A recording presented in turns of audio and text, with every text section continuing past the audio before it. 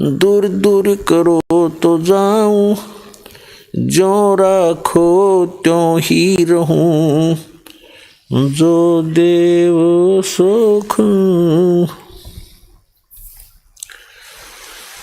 परम पिता परमात्मा पूर्ण ब्रह्म सर्व सृष्टि रचनहार कबीर परमेश्वर जी की असीम रजा से आप सभी पुण्यात्माएं सत्संग सुनने के लिए उपस्थित हुए। पुण्यात्माओं, मनुष्य जीवन बहुत ही दुर्लभ है और जब तक हम सत्संग में नहीं आते, सत्संग नहीं सुनते, तब तक हमें ये ज्ञान नहीं होता कि मानव शरीर किस लिए प्राप्त हुआ था। उससे पहले हम जैसा भी अपने समाज से ज्ञान प्राप्त करते हैं और जो सभी क्रियाएं कर रहे होते हैं, हम भी उन्हीं क्रियाओं में व्यस्त होते हैं और उन्हीं क्रियाओं को हम अंतिम मान के अपना जीवन यापन कर रहे होते हैं। जब हम सत्संग सुनते हैं, सत्संग के अंदर वो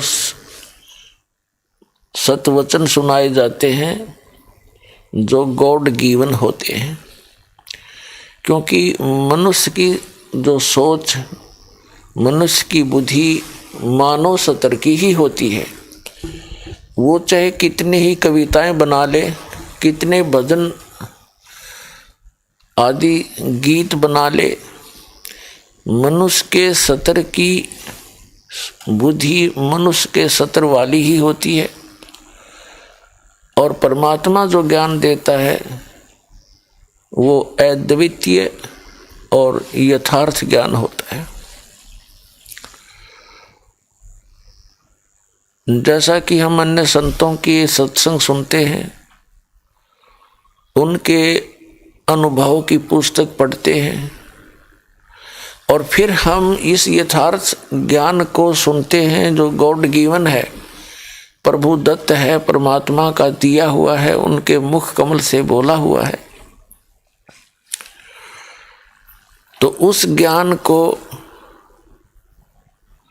सुनने के उपरांत पता चलता है कि अन्य जो ज्ञान है वो संग मिला है जो गॉड गिवन है, परमात्मा का दिया हुआ है। उसके आधार से हमें फिर ज्ञान हुआ कि सचमुच यदि हम भक्ति नहीं करते हैं तो ये जीवन हमारा व्यर्थ है, मनुष्य जीवन। क्योंकि जो क्रियाएं हम पहले करते थे और जिस आस से हम जी रहे थे, वो सब क्रियाएं तो पशु भी करते हैं, पक्षी भी करते हैं और सभी प्राणी वही क्रियाएं करते हैं, जैसे संतानोत्पत्ति, फिर उनकी परवरिश और फिर हम बेशक मृत्यु को प्राप्त हो जाएं, हमें कोई दिक्कत नहीं, कोई समस्या नहीं। तो पुण्यात्माओं, सत्संग सुनने से ज्ञान होता है कि जो मनुष्य जीवन का कार्य था वो तो हमने प्रारंभ भी नहीं किया था। जैसे हम देखा करते, बूढ़े बुजुर्ग बैठ के आपस में बातें किया करते,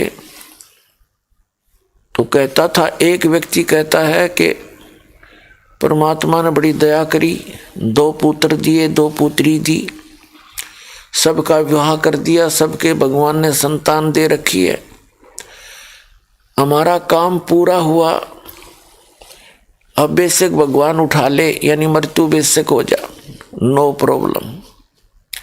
अब परमात्मा के ज्ञान से पता चला कि मनुष्य वाला काम तो प्रारंभ भी ना किया, वो तो शुरुआत भी नहीं कर पाया। जो जिन क्रियाओं को करके अपना जीवन सफल मान लिया, वो तत्व ज्ञान के अभाव से हमने ऐसा मान रखा था। अब परमात्मा के ज्ञान से पता चला कि मनुष्य जीवन का जो मूल काम है वो तो मोक्ष प्राप्ति है, बाकी आपका संस्कार, आपका प्रारब्ध आपको मिल रहा है। ये तो ना भक्ति करते उनको भी मिल रहा है, और जो सत भक्ति ना कर रहे, ये शास्त्र विरुद्ध साधना कर रहे, उनको भी मिल रहा है।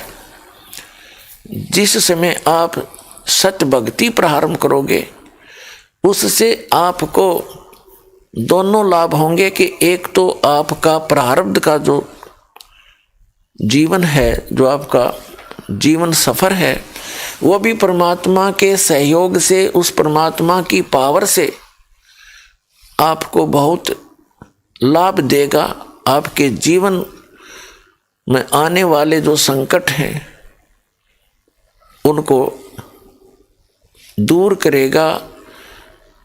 जिन पाप कर्मों के कारण आपको हानि होनी थी, कोई अंग भंग होना था, या किसी घर के सदस्य की मृत्यु होनी थी, या आपकी ही मृत्यु होनी थी, तो उनसे बचाव करता है भगवान, वो पूर्ण परमात्मा।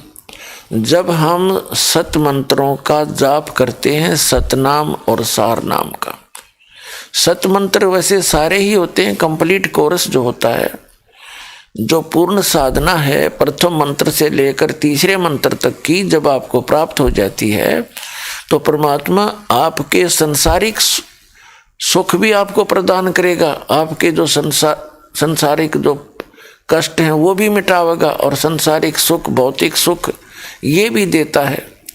जब हमारे को यहाँ की सुविधाएं कुछ प्राप्त होती नजर आवेंगी, तब हमारी रुचि भगवान में अधिक बनती है। तो तभी हमारी रुचि परमात्मा में बढ़ेगी जब हमारे संसारिक सुख होंगे। यदि किसी को बहुत भयंकर आपत्ति ने घेर रखा है तो वो भक्ति नहीं कर सकता, क्योंकि उसका दिमाग, उसका माइंड, उसकी बुद्धि उस संकट का ही चिंतन करती रहती है, वो टेंशन बनी रहती है। तो परमात्मा दया बख्शते हैं, जिस कारण से आपको टेंशन है, पहले उस टेंशन ने खत्म करेंगे और फिर आपकी रुचि बनेगी परमात्मा में। आपके अंदर एक विशेष प्रेरणा होगी, उमंग बनेगी, और फिर बार बार के सत्संग सुनने से आपको पता चल जाएगा कि मनुष्य जीवन का तो उद्देश्य ही कुछ और था। इसके लिए परमात्मा स्वयं आकर बताते हैं, कबीर देव जी, पुण्यात्माओं, सबसे पहले तो हमने ये निश्चय करना है कि परमात्मा एक है, अल्लाह एक है। उसको रब कहो, गॉड कहो, खुदा कहो, अल्लाह कहो, ईश्वर कहो, राम कहो, वो एक है। और अन्य जो जिनकी हम पूजा किया करते थे वो अन्य देवताओं में आते हैं।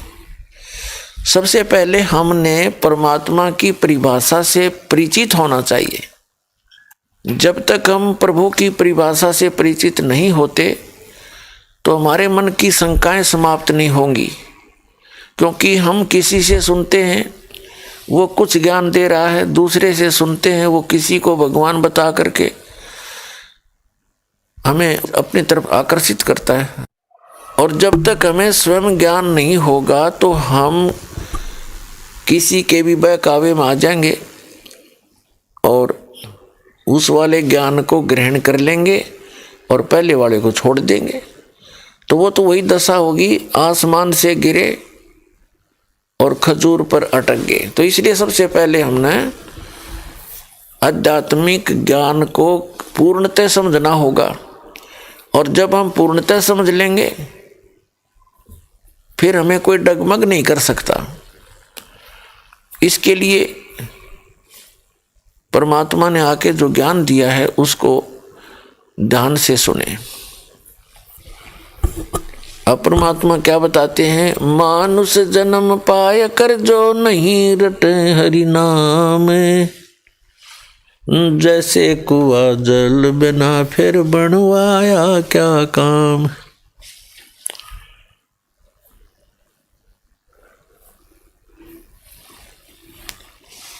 राम नाम रटते रहो जब तक घट में प्राण, कदे तो दीन दयाल के बनक पड़ेगी कान।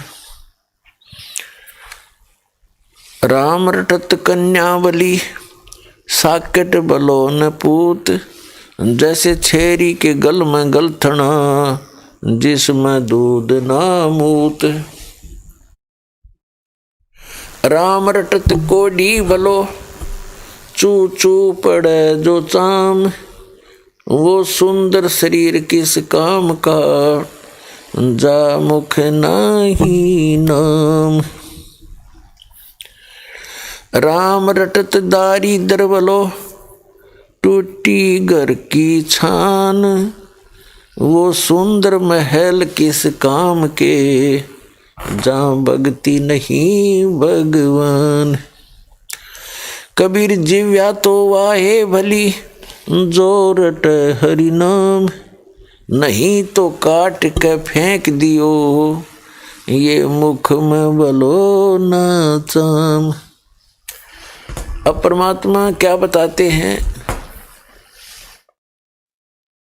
कि मनुष्य जीवन प्राप्त करके जो प्राणी परमात्मा की साधना नहीं करते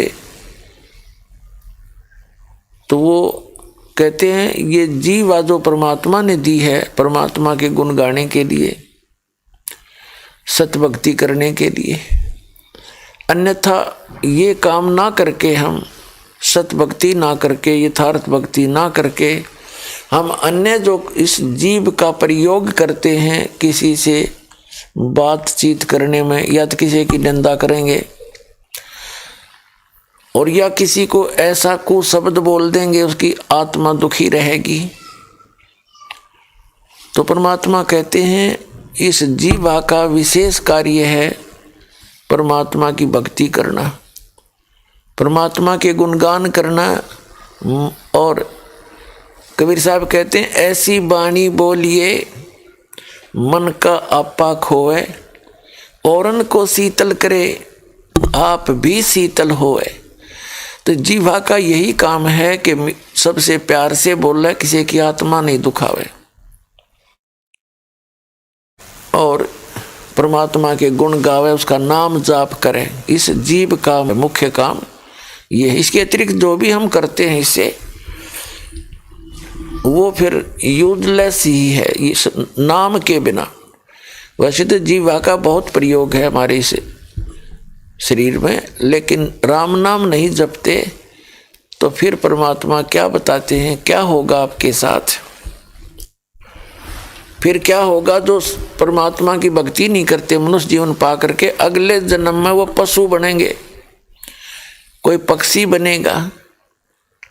अब वो जीव्या भी होगी लेकिन उस जीव्या का वो प्रयोग नहीं कर सकते अपना दुख दर्द किसी को बताने के लिए।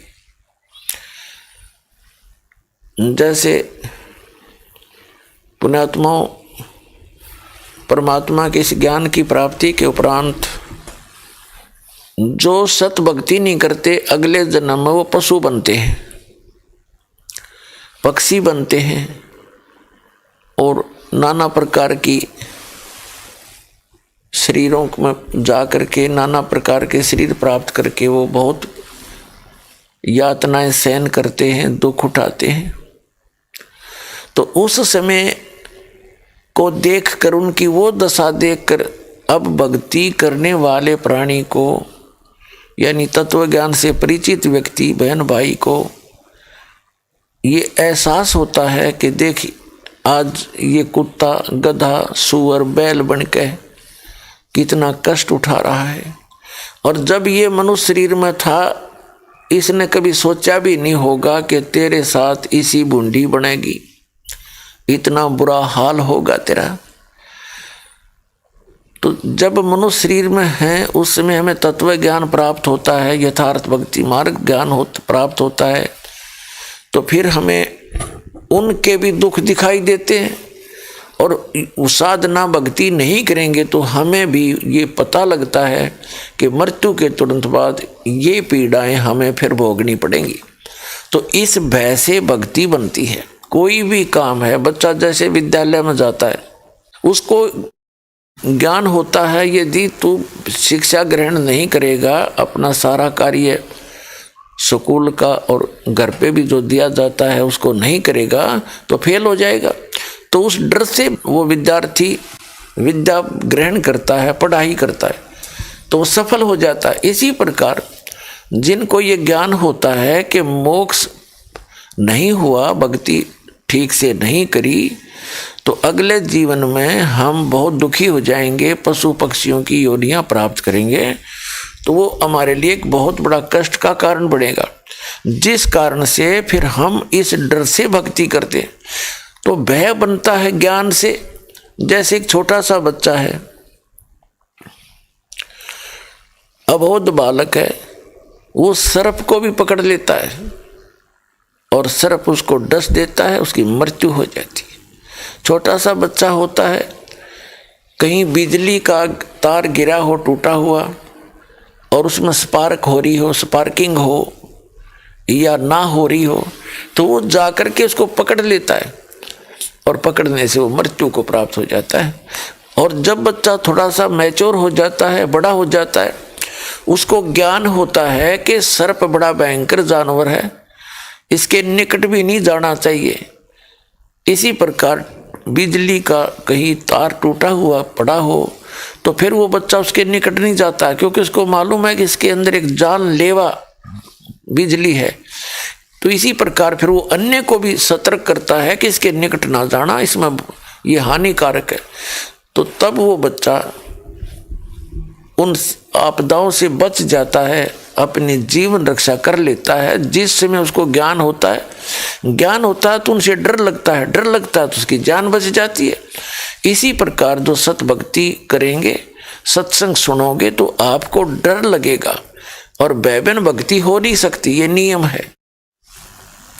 जब तक प्राणी के पूर्व जन्म के संस्कार उसके साथ हैं, तो उसके कारण उसको हो सकता है सुख सारा ही हो जो यहाँ का संसारिक सुख होता है, जैसे संतानों उत्पत्ति, फिर उन संतान की अच्छी आगे स्थिति बढ़िया, किसी कोई अच्छा अधिकारी लग गया, किसी का बिजनेस अच्छा है, संतान उनके बच्चों के भी अच्छी है और आप भी अच्छी पोस्ट प्राप्त है या कोई अच्छा कारोबार ठीक चल रहा है, तो वो ये सोच लेता है कि मैं कुछ भी ना करता, अच्छी घूटी लावें, सारा दिन गप्पे मारें, राजनीति की बतलावें और ताश खेल लें, उनको कोई हानि नहीं हो रही। और एक भक्त है, वो भक्ति भी करता है, दान भी करता है, सिमरण भी कर रहा है, फिर भी कोई न कोई हानि हो रही है उसको। तो पुण्यात्माओं, उस समय विचलित ना होना चाहिए। केवल वही प्राणी विचलित हो सकता है जिसको अध्यात्म ज्ञान नहीं। अध्यात्म ज्ञान प्राप्त प्राणी फिर विचलित नहीं हो सकता। उसको प्राप्त होता है कि इसने पूर्व जन्मों में, पहले वाले जन्मों में बहुत घनी कोई पुण्य दान किया है, और जिस कारण से आज परमात्मा ने इसको वो सारा ही पुण्य इसका दे रखा है। परमात्मा किसी का रखता नहीं, और आपका पुण्य था नहीं इतना, और आप जी सत्साधना कर रहे हो और वो कुछ कर ही नहीं रहा, और आपके ऊपर फिर भी आपदाएं आ रही हैं, तो इसका कारण ये है कि आपके पूर्व जन्म के पुण्य नहीं थे। आपका सौभाग्य है कि आपने अपनी बैटरी पुनः चार्ज पर लगा दी, सत भक्ति प्रारंभ कर दी, और उनका दुर्भाग्य है कि उनके पूर्व जन्म की बैटरी चार्ज है, और उस पहले की जो बैटरी चार्ज होती है तो उससे पंखे भी चल रहे होते हैं, ट्यूब भी जग रही होती है, नो प्रॉब्लम। जितनी उसकी क्षमता है तब तक वो सारा काम करती रहेगी, चाहे भले ही उसके आगे दोबारा चार्जर नहीं लगा हुआ। और उस चार्जर नहीं लगा हुआ है जिसका, वो फिर एकदम ही डिस्चार्ज होएगी, पंखे भी बंद और ट्यूब भी बंद, और कति सारा ही काम खराब हो जाएगा। और जिसने अभी बैटरी चार्ज पर ला रखी है, उसकी पहले की बैटरी चार्ज थी नहीं, तो उसका भी सारा काम ठीक होता चला जाएगा, उसको कोई आपत्ति आवे नहीं, क्योंकि उसको चार्जर ठीक मिल गया। तो इसी प्रकार सत भक्ति, ये समझ लो, आपके पुनः चार्ज करने के लिए ये चार्जर है जो आपको प्राप्त हो चुका है, और आप उस चार्जर को लगाए रखना, एक दिन देखना, समय आने दे जो आज आपको हवा में उड़ते दिखाई देते हैं पूर्व जन्म के पुण्यों से, वो मिट्टी में मिले दिखा दूंगा आपको, मिट्टी में, और आप शिखर में जाओगे।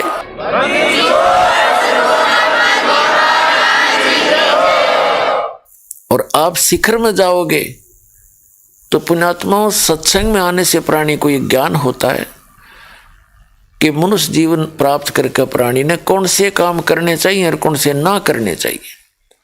उसके लिए परमात्मा हमें याद दिलाते हैं। क्या बताते हैं? यो सौदा फिर नाही रे संतो, यो सौदा फिर नाही, ये सौदा फिर नाही रे संतो, ये सौदा फिर नहीं। लोहे जैसा ताव जात है, लोहे जैसा ताव जात है, ये काया दे सराही रे संतो, यो सौदा फिर नहीं, यो सौदा फिर नहीं रे संतो, यो सौदा फिर नहीं। तीन लोक और भवन चतुर्दशी, तीन लोक और भवन चतुर्दशी, सब जग सौदे आही रे संतो, यो सौदा फिर नहीं, यो सौदा फिर नाही रे संतो, यो सौदा फिर नाही।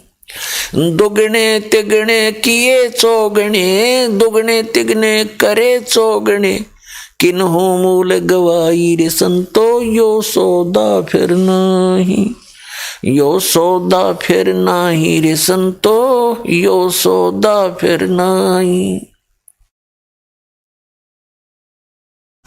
ये दम टूटे पिंडा फूटे, ये दम टूटे पिंडा फूटे, हो लेखा दरगाह माही रे संतो, यो सौदा फिर नहीं, यो सौदा फिर नहीं रे संतो, यो सौदा फिर नहीं। उस दरगाह में मार पड़ेगी, उस दरगाह में मार पड़ेगी, जम पकड़ेंगे बाही रे संतो, यो सौदा फिर नहीं, यो सौदा फिर नहीं रे संतो, यो सौदा फिर नहीं। जा दिन की मोए डरनी लागे, जा दिन की मोए डरनी लागे, ये लज्जा रयक नाही रे संतो, यो सौदा फिर नहीं, यो सौदा फिर नाही रे संतो, यो सौदा फिर नहीं। कुल परिवार तेरा सकल कबीला, कुल परिवार तेरा सकल कबीला, मसलत एक ठहराई रे संतो, यो सौदा फिर नहीं, यो सौदा फिर नहीं रे संतो, यो सौदा फिर नहीं।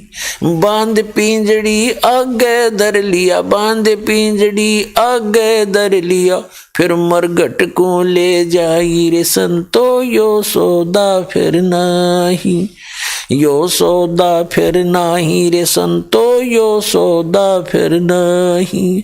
अग्नि लगा दिया जद लंबा, अग्नि लगा दिया जद लंबा, फूक दिया उस ठाही रे संतो, यो सौदा फिर नहीं, यो सौदा फिर नहीं रे संतो, यो सौदा फिर नहीं।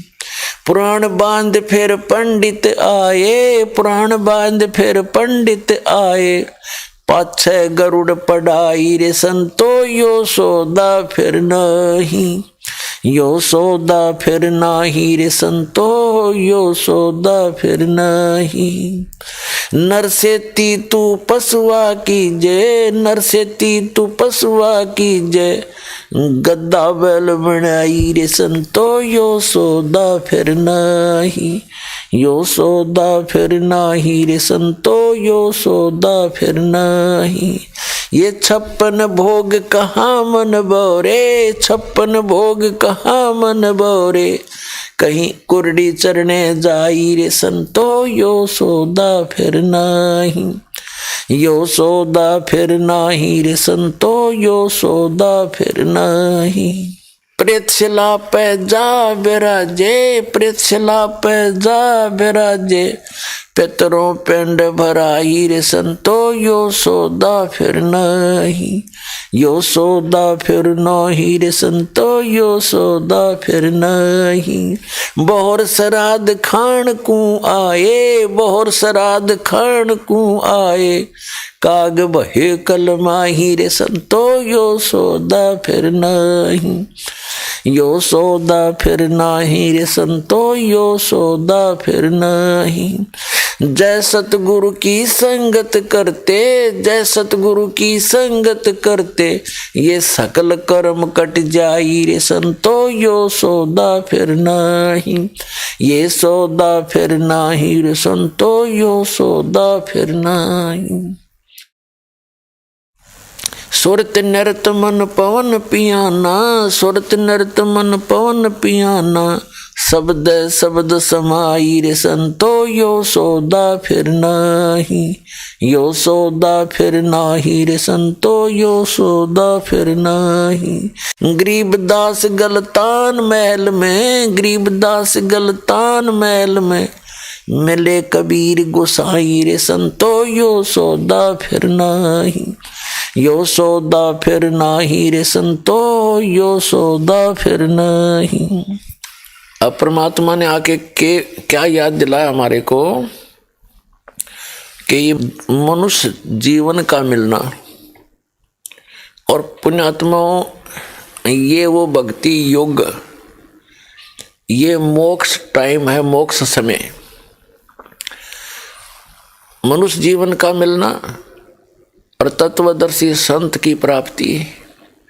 और इस समय में वो जीवन, पुण्यात्माओं आपको मालूम नहीं, आप तो बच्चे हो, ये दास इस मार्ग का मास्टर है,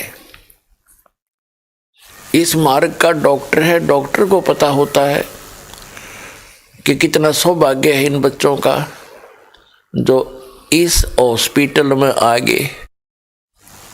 ये वो हॉस्पिटल है पुण्यात्माओं, विश्व में एकमात्र जहाँ पर जन्म मरण के रोग का कंप्लीट क्योर होता है, कंप्लीट ट्रीटमेंट है।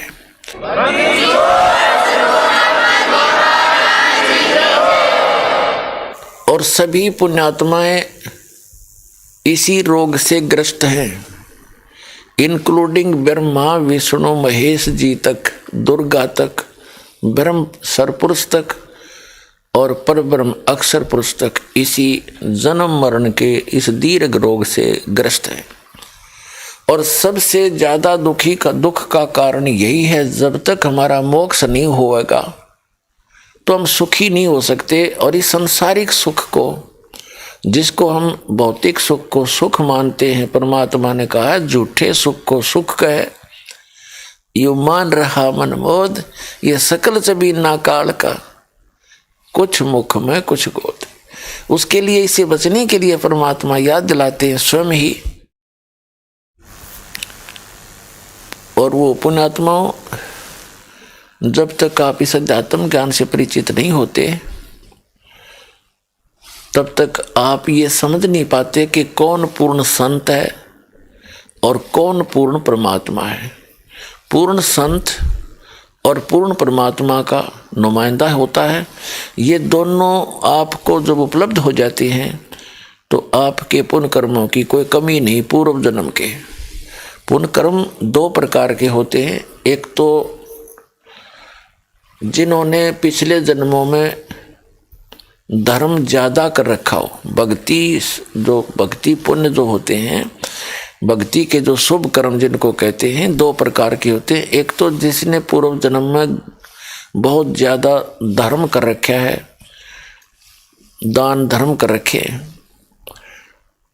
और भक्ति भी कर रखी है, और एक ने भक्ति भी कर रखी है लेकिन पुण्य ना बने पिछले जन्मों में। तो आज एक तो सेठ बना हुआ है, गाड़ियों में चलता है, तो उसको भी ये भक्ति प्राप्त होगी, सतलोक आश्रम बरवाला जिला हिसार हरियाणा वाली। और साथ में एक बिल्कुल गरीब मजदूर व्यक्ति है और उसको भी यहाँ शरण मिल गई। तो उनके जो भक्ति सतर के यानी पिछले जन्म के जो नाम की कमाई तो दोनों की एक जैसी है, सिर्फ केवल अंतर है उस पिछले जन्म के किए हुए धर्म दान धर्म का, वो कमी है। तो वो कमी आनी नहीं करती प्राणी को, वो है तो कोई दिक्कत नहीं, ना है तो भी कोई आवश्यकता नहीं। और वो जिसके पास पूर्व जन्म की दोनों अच्छी कमाई थी, यानी धर्म वाली भी और मंत्र जाप वाली भी, वो हानि पा सकता था, क्योंकि जिसके पास ये भौतिक सुविधाएं हैं ये परमात्मा से दूर करती हैं, उसके लिए तो वो हानिकारक हो सकती थी।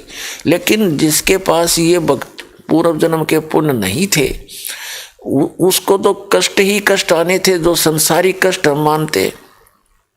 तो उन कष्टों के आने से फिर वो कोशिश करता है कहीं मुझे धन मिले ताकि मैं सुखी हूँ। तो उस धन की प्राप्ति के लिए वो परमात्मा की ही तरफ में निकल जाता है, तो वो सतमार्ग पर शीघ्र आ जाता है, क्योंकि वो भटक रहा होता है धन के लिए। और जिसके पास सारी सुविधाएं हैं भौतिक, वो ट्राई नहीं करता, वो सिर में दर्द नहीं करता ज़्यादा, ठीक है मौज माच रही है, भगवान के ने फिर देख लेंगे, या उसके अंदर भी प्रेरणा परमात्मा की रहती है और फिर घर पर ही जंतर मंतर करता रहता किसी से सुन सुना के, तो उसका दुर्भाग्य हो सकता था। लेकिन दोनों का ही पुण्य है, पुण्यभागी हैं जो दोनों गरीब भी और वो अमीर भी यहाँ आ गए। और दुर्भाग्य उनका जो गरीब भी हैं और अमीर भी हैं और यहाँ नहीं आ रहे, तो दुर्भाग्य उनका। तो आपका जो सौभाग्य है, आपके पुण्य कर्म हैं, वो कलम तोड़ हैं। धन्य आपके माता पिता जिनसे जन्म हुआ, आपको ऐसे समय में मनुष्य जीवन मिल गया और ये सच्चा मार्ग मिल गया। तो इस प्रकार आपका सौभाग्य पुण्यात्माओं के आप परमात्मा के चरणों में आ गए। तो यहाँ क्या याद दिलाया जाता है कि ये सौदा फिरना ही संतो, यो सौदा फिरना ही।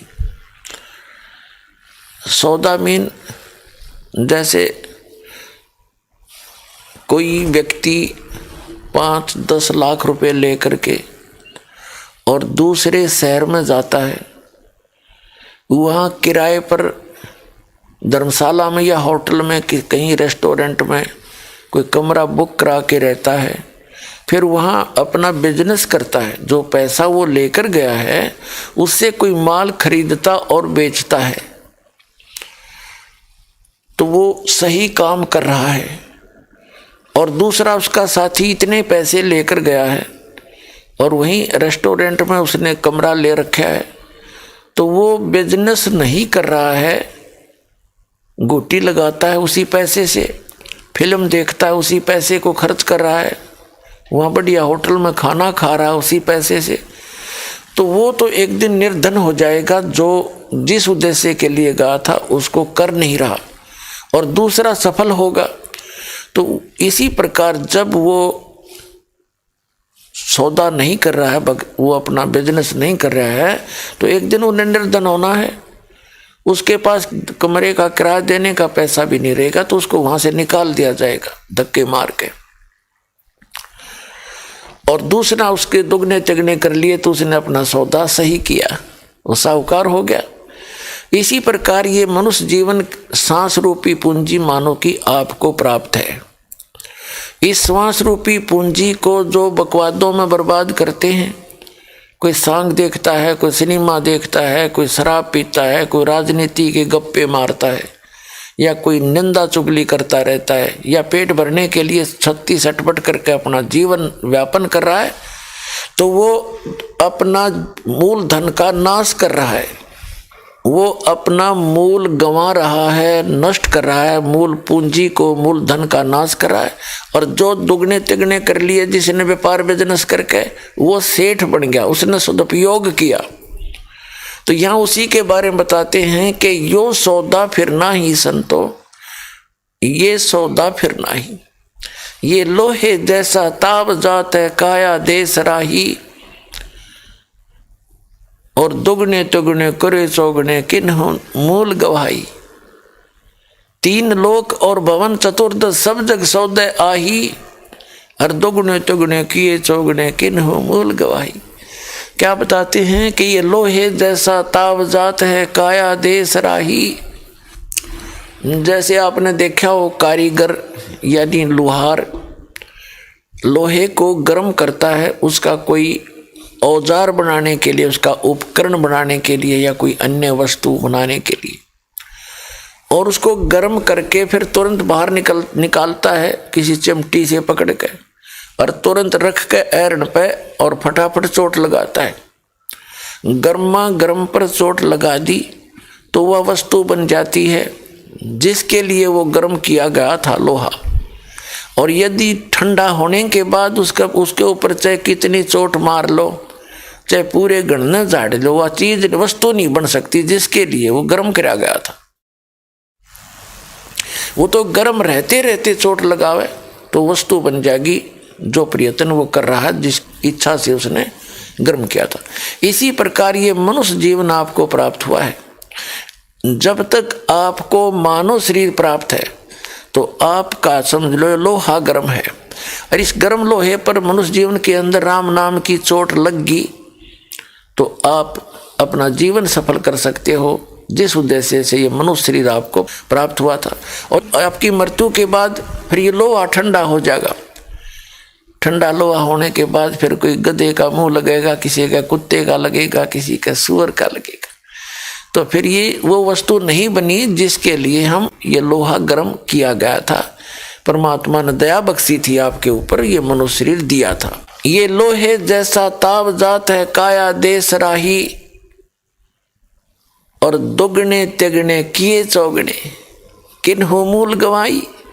अब आपको तो मिल गया चार्जर, आप कर रहे हो दुगने तिगने चौगने, और वो अपना मूल धन नाश कर रहे हैं, जीवन नाश कर रहे हैं। जो राजनीति में सारा दिन पैर बढ़ाते फिरते हैं, मगज खपाते हैं, कोई घोटी लगाता है, कोई अन्य बकवादों में लगा रहता है, केवल एक दो रोटी के लिए, एक पेट के लिए।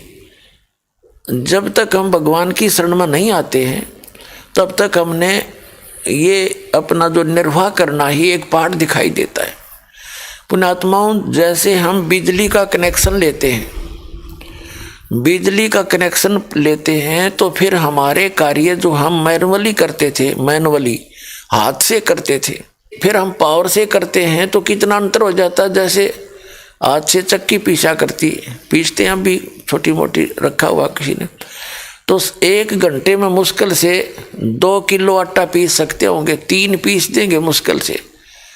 और जब पावर अपना काम करेगी, यानी बिजली की चक्की लगा ली, और फिर देखो 1 घंटे में मनमाने 1 क्विंटल ने काट दे, और हाथ लाना नहीं, बैठे बैठे देखना होता है। तो इसी प्रकार परमात्मा की शरण हम इसलिए खोजते हैं, परमात्मा की उस पावर का कनेक्शन इसलिए लेते हैं कि हमारे जो दैनिक कार्य हैं उस जैसे बिजली ने सुविधा दे दी, ऐसे परमात्मा की पावर से अपने आप होने लगेंगे। हम तो देखेंगे उनको फिर। तो जब तक हमें पूर्ण परमात्मा नहीं मिलते, जब तक हमें वो पूर्ण पावर नहीं मिलती और उस पावर का कनेक्शन देने का अधिकारी नहीं मिल रहेगा, तब तक हम इस सांसारिक कष्टों से जूझते रहते हैं, कोशिश भी करते हैं अपने सतर की, लेकिन हम फिर भी दुखी ही रहते हैं। क्योंकि जो काम पावर करती है वो हम अपने हाथ से, मनुष्य सतर से नहीं कर पाते। इसलिए उस परमात्मा की शक्ति के कनेक्शन की आवश्यकता पड़ती है, और कनेक्शन मिलता है संत से, क्योंकि वो संत दोनों काम करे। एक लाइनमैन का भी, अरे वो खुद भी चलता फिरता पावर हाउस होता उस परमपिता परमात्मा का। अब जैसे हमारा मूल जो पावर हाउस है वो भाखड़ा डैम है या कोई और थर्मल प्लांट है, उससे आगे फिर छोटे पावर हाउस होते हैं। उन छोटे पावर हाउसों से गांव में, नगर में, शहर में आपको वो बिजली मिलती है, कनेक्शन मिलता है पावर का। तो जो आपके गांव के निकट जो पावर हाउस है उसका कनेक्शन मेन पावर हाउस से होता है, तभी उसमें वो पावर आती है। तो इसी प्रकार वो संत उस परम पिता परमात्मा का कनेक्टेड पावर हाउस होता है, और उससे कनेक्शन लेने के बाद फिर आपके घरों में आसानी से वो पावर आएगी, और फिर आपने उसको सुचारू रखना, उस कनेक्शन को कटने नहीं देना है। फिर आप ठाठ करिए, उस लाभ उठाओ उसका। तो राम नाम का जाप भी करते रहो। तो ऐसा जो कनेक्शन जो पावर हाउस है, ये दास है इस विश्व में। ये आपके जचियो से ना जचियो, वास्तव में एक दिन सिद्ध भी होगी कि आज के दिन उस परम पिता परमात्मा ने इस दास को भेज रखा है। ये सब प्रमाण भी होंगे और सब सदग्रंथों से भी बात सत्य होगी कि इस दास के अतिरिक्त वो सत भक्ति नहीं है।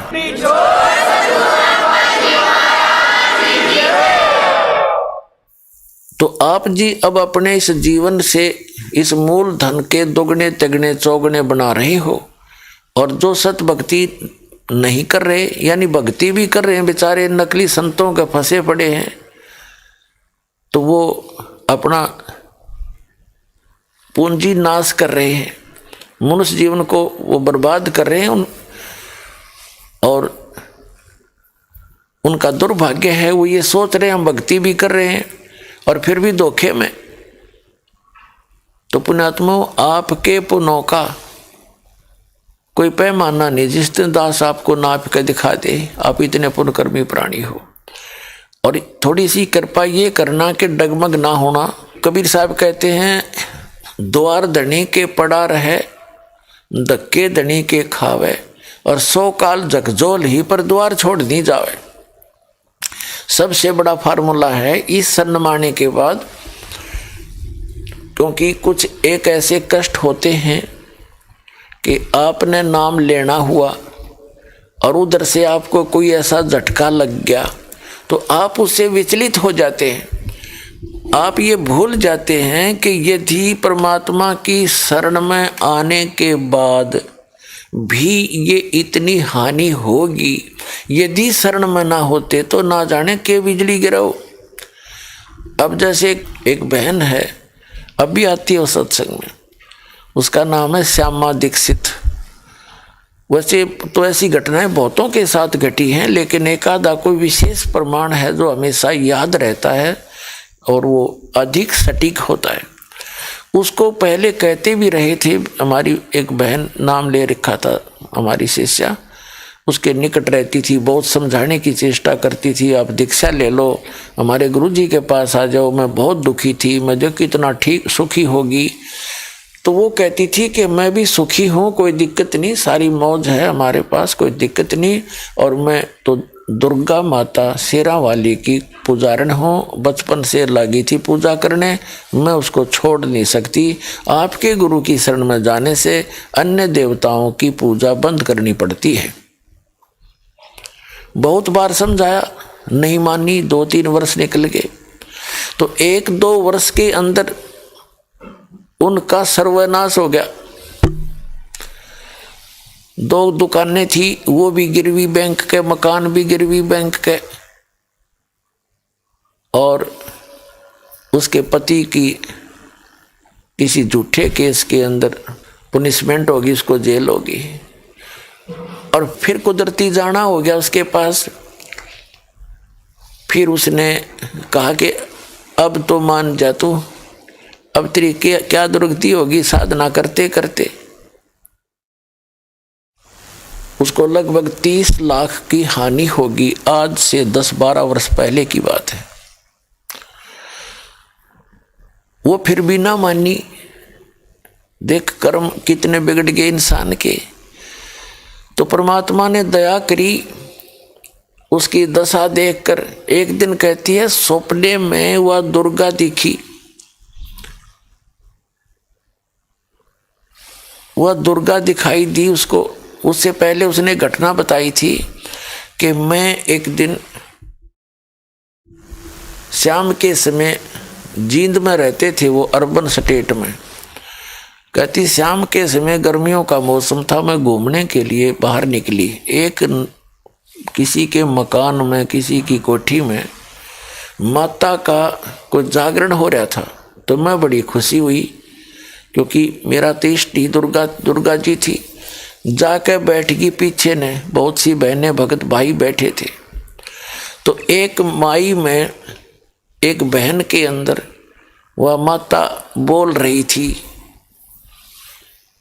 कुछ कुछ कह रही थी। मैं जब जाकर बैठी तो मुझे आवाज़ लगाई कि श्यामा कौन है श्यामा, खड़ी हो जा। मैंने सोचा मैं तो प्रथम बार यहाँ आई हूँ, मुझे कोई नहीं जानता, कोई और श्यामा होगी। तो काफी देर जब कहा कि भाई खड़े हो, माता पुकार रही है, श्यामा कौन है, खड़ी हो जा,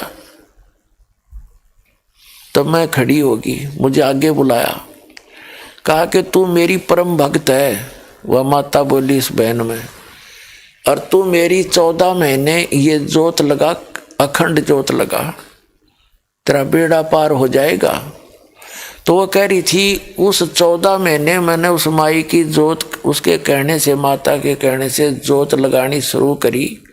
अब बताती है वो बाद में जब उसकी 92 होली, न्यू बोली वो माता तो न्यू कह थी 14 महीना में तेरा बेड़ा पार हो जाएगा। उन 14 महीनों में मेरा बेड़ा गर्क हो गया, सारा नाश हो गया, सर्वनाश जो है कर किसी का। तो फिर एक दिन परमात्मा ने, वो हमारी जो शिष्या थी बहन, वो फिर गई उसके पास, कहने लगी अब तो मान जा तू। फिर भी ना मानी, ने बोली नहीं, माता नहीं छोड़ सकती चाहे कुछ हो जा। अब परमात्मा ने दया करी, वो दुर्गा दिखाई दी उसको स्वप्न में, और कहने लगी श्यामा तेरा जो कष्ट था प्रारब्ध में लिखा हुआ था तेरे किस्मत में, इसको काटना मेरे बस की बात नहीं थी, और तू वहां चली जा। इस दास का नाम लेकर कहा कि वो कबीर परमात्मा के परम संत हैं, और कबीर परमात्मा तेरा दुख निवारण कर सकता है, तू तेरी जान बच सकती है, तू पुनः स्वस्थ हो सकती है, सारा काम तेरा ठीक हो सकता है।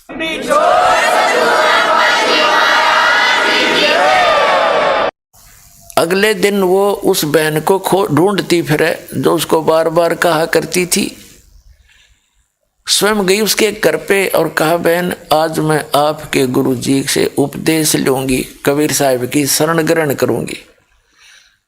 तो वह बहन तो पहले चाह थी किसने आना तो है, 92 करवा का आ गया, चलो शुक्र है, बड़ी खुश हुई कि चल। पहले जींद कुटिया थी, हमारे एक आश्रम था छोटा सा जींद में, वहाँ रहा करते थे। तो वहाँ मैं बाहर सत्संग करता था गांव गांव में जा करके, तो कभी सत्संग ना होते तो वहाँ जाता था, या संडे को सत्संग करता था, उस संडे के दिन वहाँ आश्रम में जाता था, बाकी समय बाहर ही सत्संग करता रहता था। मैंने जिस दिन जाना था उस दिन मैं नहीं जा पाया आश्रम में, कोई और काम हो गया मेरे को सत्संग का। तो वो 3 दिन से इंतजार करती हुई मिली मुझे, और वो पहले भी आई थी मेरे पास। वो बहन के कहने से मैंने उसको बहुत समझाया था, बहन तो नाम ले लो आप, और यहाँ आपको सर्व सुख होगा, संसारिक सुख भी होंगे, मोक्ष भी होगा। तो वो आना कानी करके चली गई थी, ने बोली जी मैं देवी को नहीं छोड़ सकती, आपकी सारी बात सही है। तो फिर वो जब मैं पहुंचा उस दिन, वो इंतजार करती पाई, बताया कि ऐसे ऐसे ये बहन दीक्षा लेने आई है। तो मैंने उससे पूछा माँ बहन अब क्या बात होगी, अब कैसे समझ में आ गई तेरे ये बात, कैसे रजा हुई भगवान की। तब उस जो बहन उसको लाई थी हमारी शिष्या, वो बताने लगी जी इसका सर्वनाश हो लिया, और इसको जब माता ने कह दिया ना इसको कि मेरे बस का तेरा युद्ध प्रारब्ध के कर्म टालना नहीं था, और वहाँ जा, वहाँ तेरे को सुख मिलेगा, तब आई है, या कर्म ठोकना तो कति भी ना हो।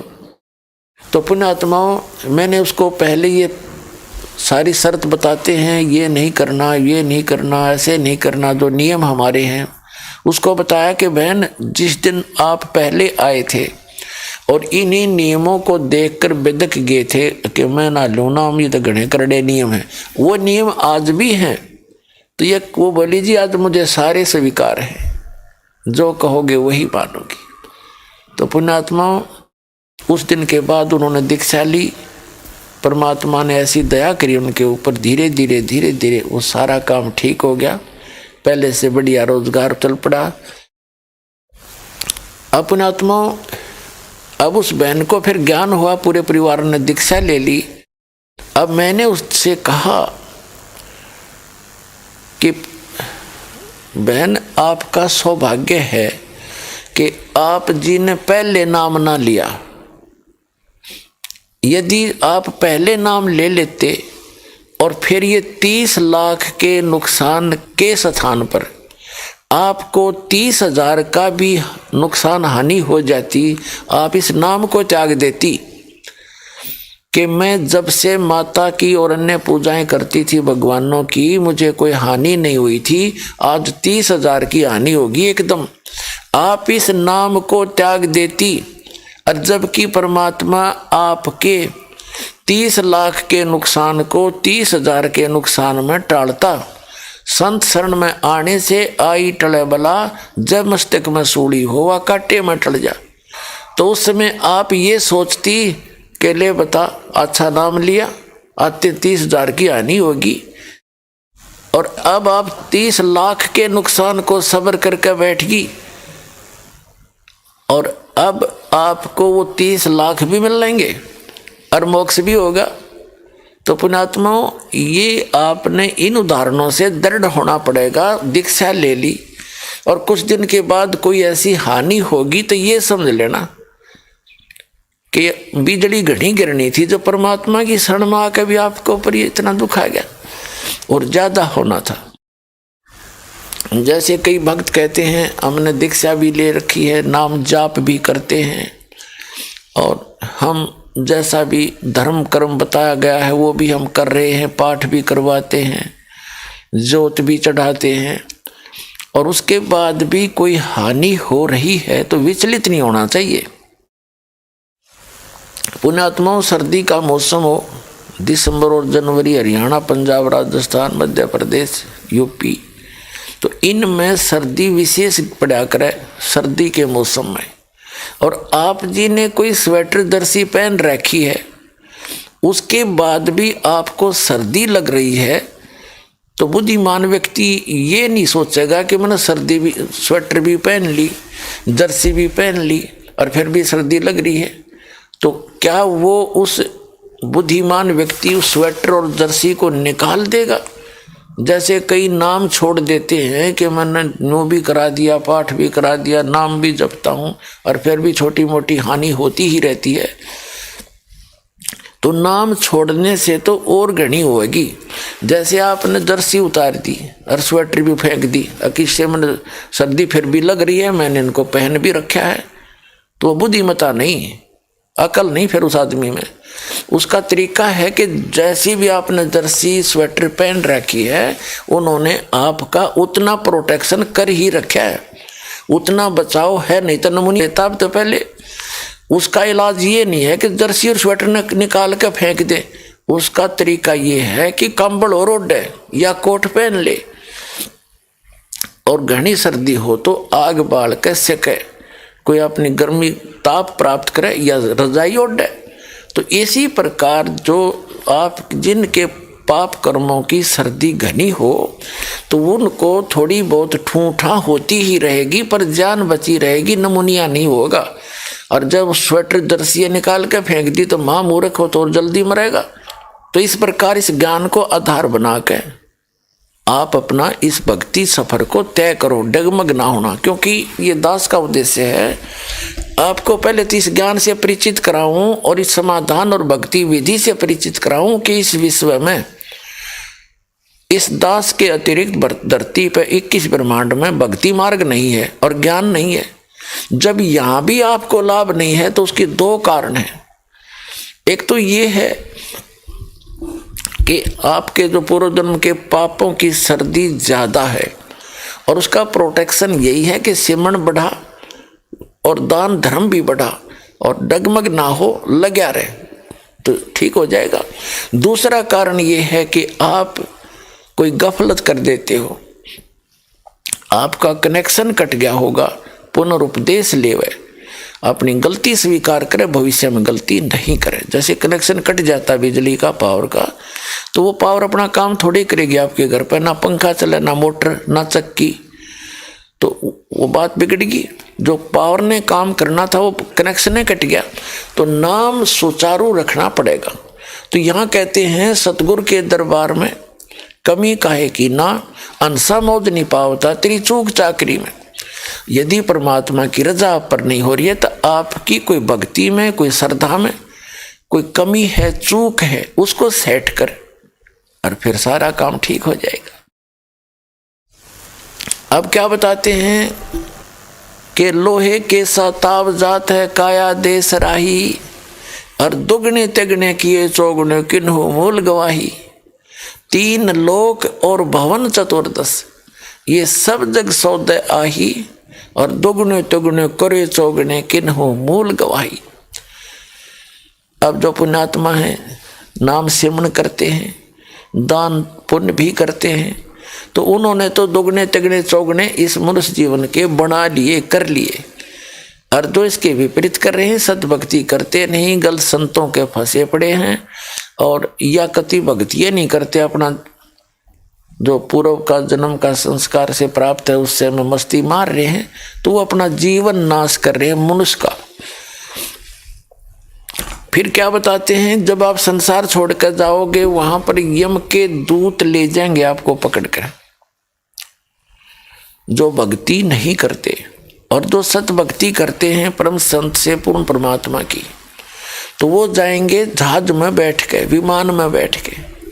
कबीर साहब कहते हैं, आए हैं सो जाएंगे, राजा रंग फकीर, एक सिंहासन चढ़ के जाए, एक बंधे जात जंजीर। मृत्यु तो सबकी होगी, डेफिनेट है, लेकिन उस मृत्यु में गणांतर होगा। एक तो जहाज में बैठ के जाएंगे परमात्मा के विमान में, और एक अपराधी की तरह यम के दूत, जैसे पुलिस वाले बांध कर ले जाते हैं, पकड़ कर हथकड़ी लगा कर ले जाते हैं, ऐसे बंद कर जाएंगे, तो बहुत अंतर हो जाएगा। तो क्या बताते हैं परमात्मा कि वहां जब धर्मराज के दरबार में आप जाओगे, तो वहां परमात्मा, वो धर्मराज आपसे पूछेगा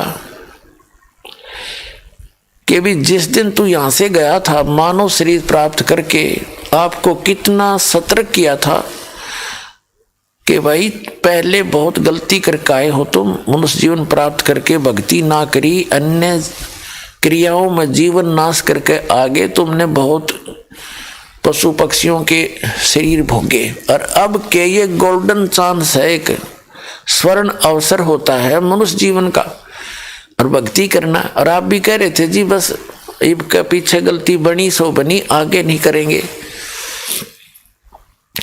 फिर वापस जाकर जब धर्मराज के दरबार में ये खड़ा होता है, इसका अकाउंट होता है भले और बुरे का, पुण्य और पाप का, भक्ति का, तो उस समय इसका वहां पर थैला खाली होता है, और भक्ति वाला और पापों वाला फल होता है। तब परमात्मा यानी वहां धर्मराज उससे पूछता है, भले मानस, ए भली आत्मा, जब आप यहां से गए क्या वचन देकर गए थे? और जब माँ के गर्भ में ये प्राणी होता है बच्चा, 100 बार याद करता है भगवान को दिन में, हे परमात्मा इस नरक से निकाल दे, हे भगवान आपकी भक्ति किया करूँगा, क्योंकि माँ के गर्भ में इस बच्चे को पूरी चेतना होती है अपने पहले और पिछले जन्मों की, और आने वाले जन्म में जो भी कष्ट उसको उठाने हैं। तो ये वो बार बार कहता है, भगवान पीछे गलतियाँ बहुत करी मैंने, अब के आपने दया करी है मनुष्य जीवन, एक तो मेरा शरीर स्वस्थ जो का तुम बाहर निकले, कई तो बच्चे वहीं मर जाते हैं गर्भ में, उसकी और नाड़ उलझ गए, कोई और किसी कारण से रोगी होके मर जाते हैं, उनका इतना ही संस्कार बकाया होता है। तो कहते हैं फिर परमात्मा से वहाँ तो अर्ज करता है, मुझे बाहर निकाल और आपकी भक्ति किया करूँगा।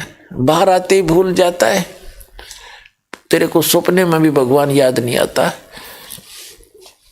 तो ये क्या कहता है जी, बाहर आते ही हमें भूल पड़ जाती है, पता नहीं भगवान की कैसी माया है जिस कारण से मैं भक्ति नहीं कर सका। तब परमात्मा उसकी वो फिल्म चलाता है, वो वीडियो ऑन कर देता है, कोई ना कोई भक्त, कोई बहन, कोई रिश्तेदार, रिलेटिव, नाती उसको समझा रहा है कि भाई भक्ति कर ले, मनुष्य जीवन बार बार नहीं मिलता। और सु अवसर प्राप्त हुआ है विश्व में आज के दिन सतलोक आश्रम बरवाला, जिला हिसार, हरियाणा के अंदर।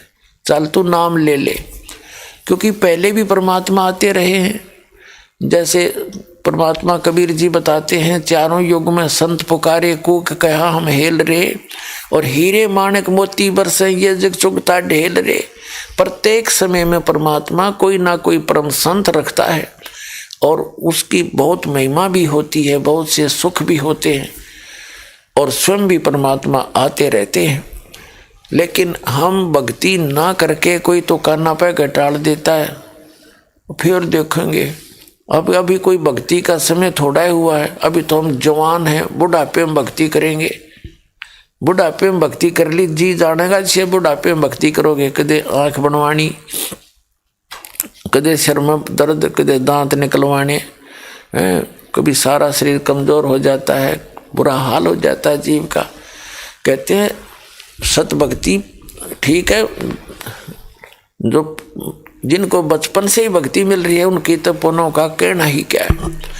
और ये बुजुर्ग भी दुख ना माने, कदे न सोचे भाई के बनेगा, हम तो बुढ़े हो गई, भक्ति ना बने ना, भक्ति अब भी बनेगी।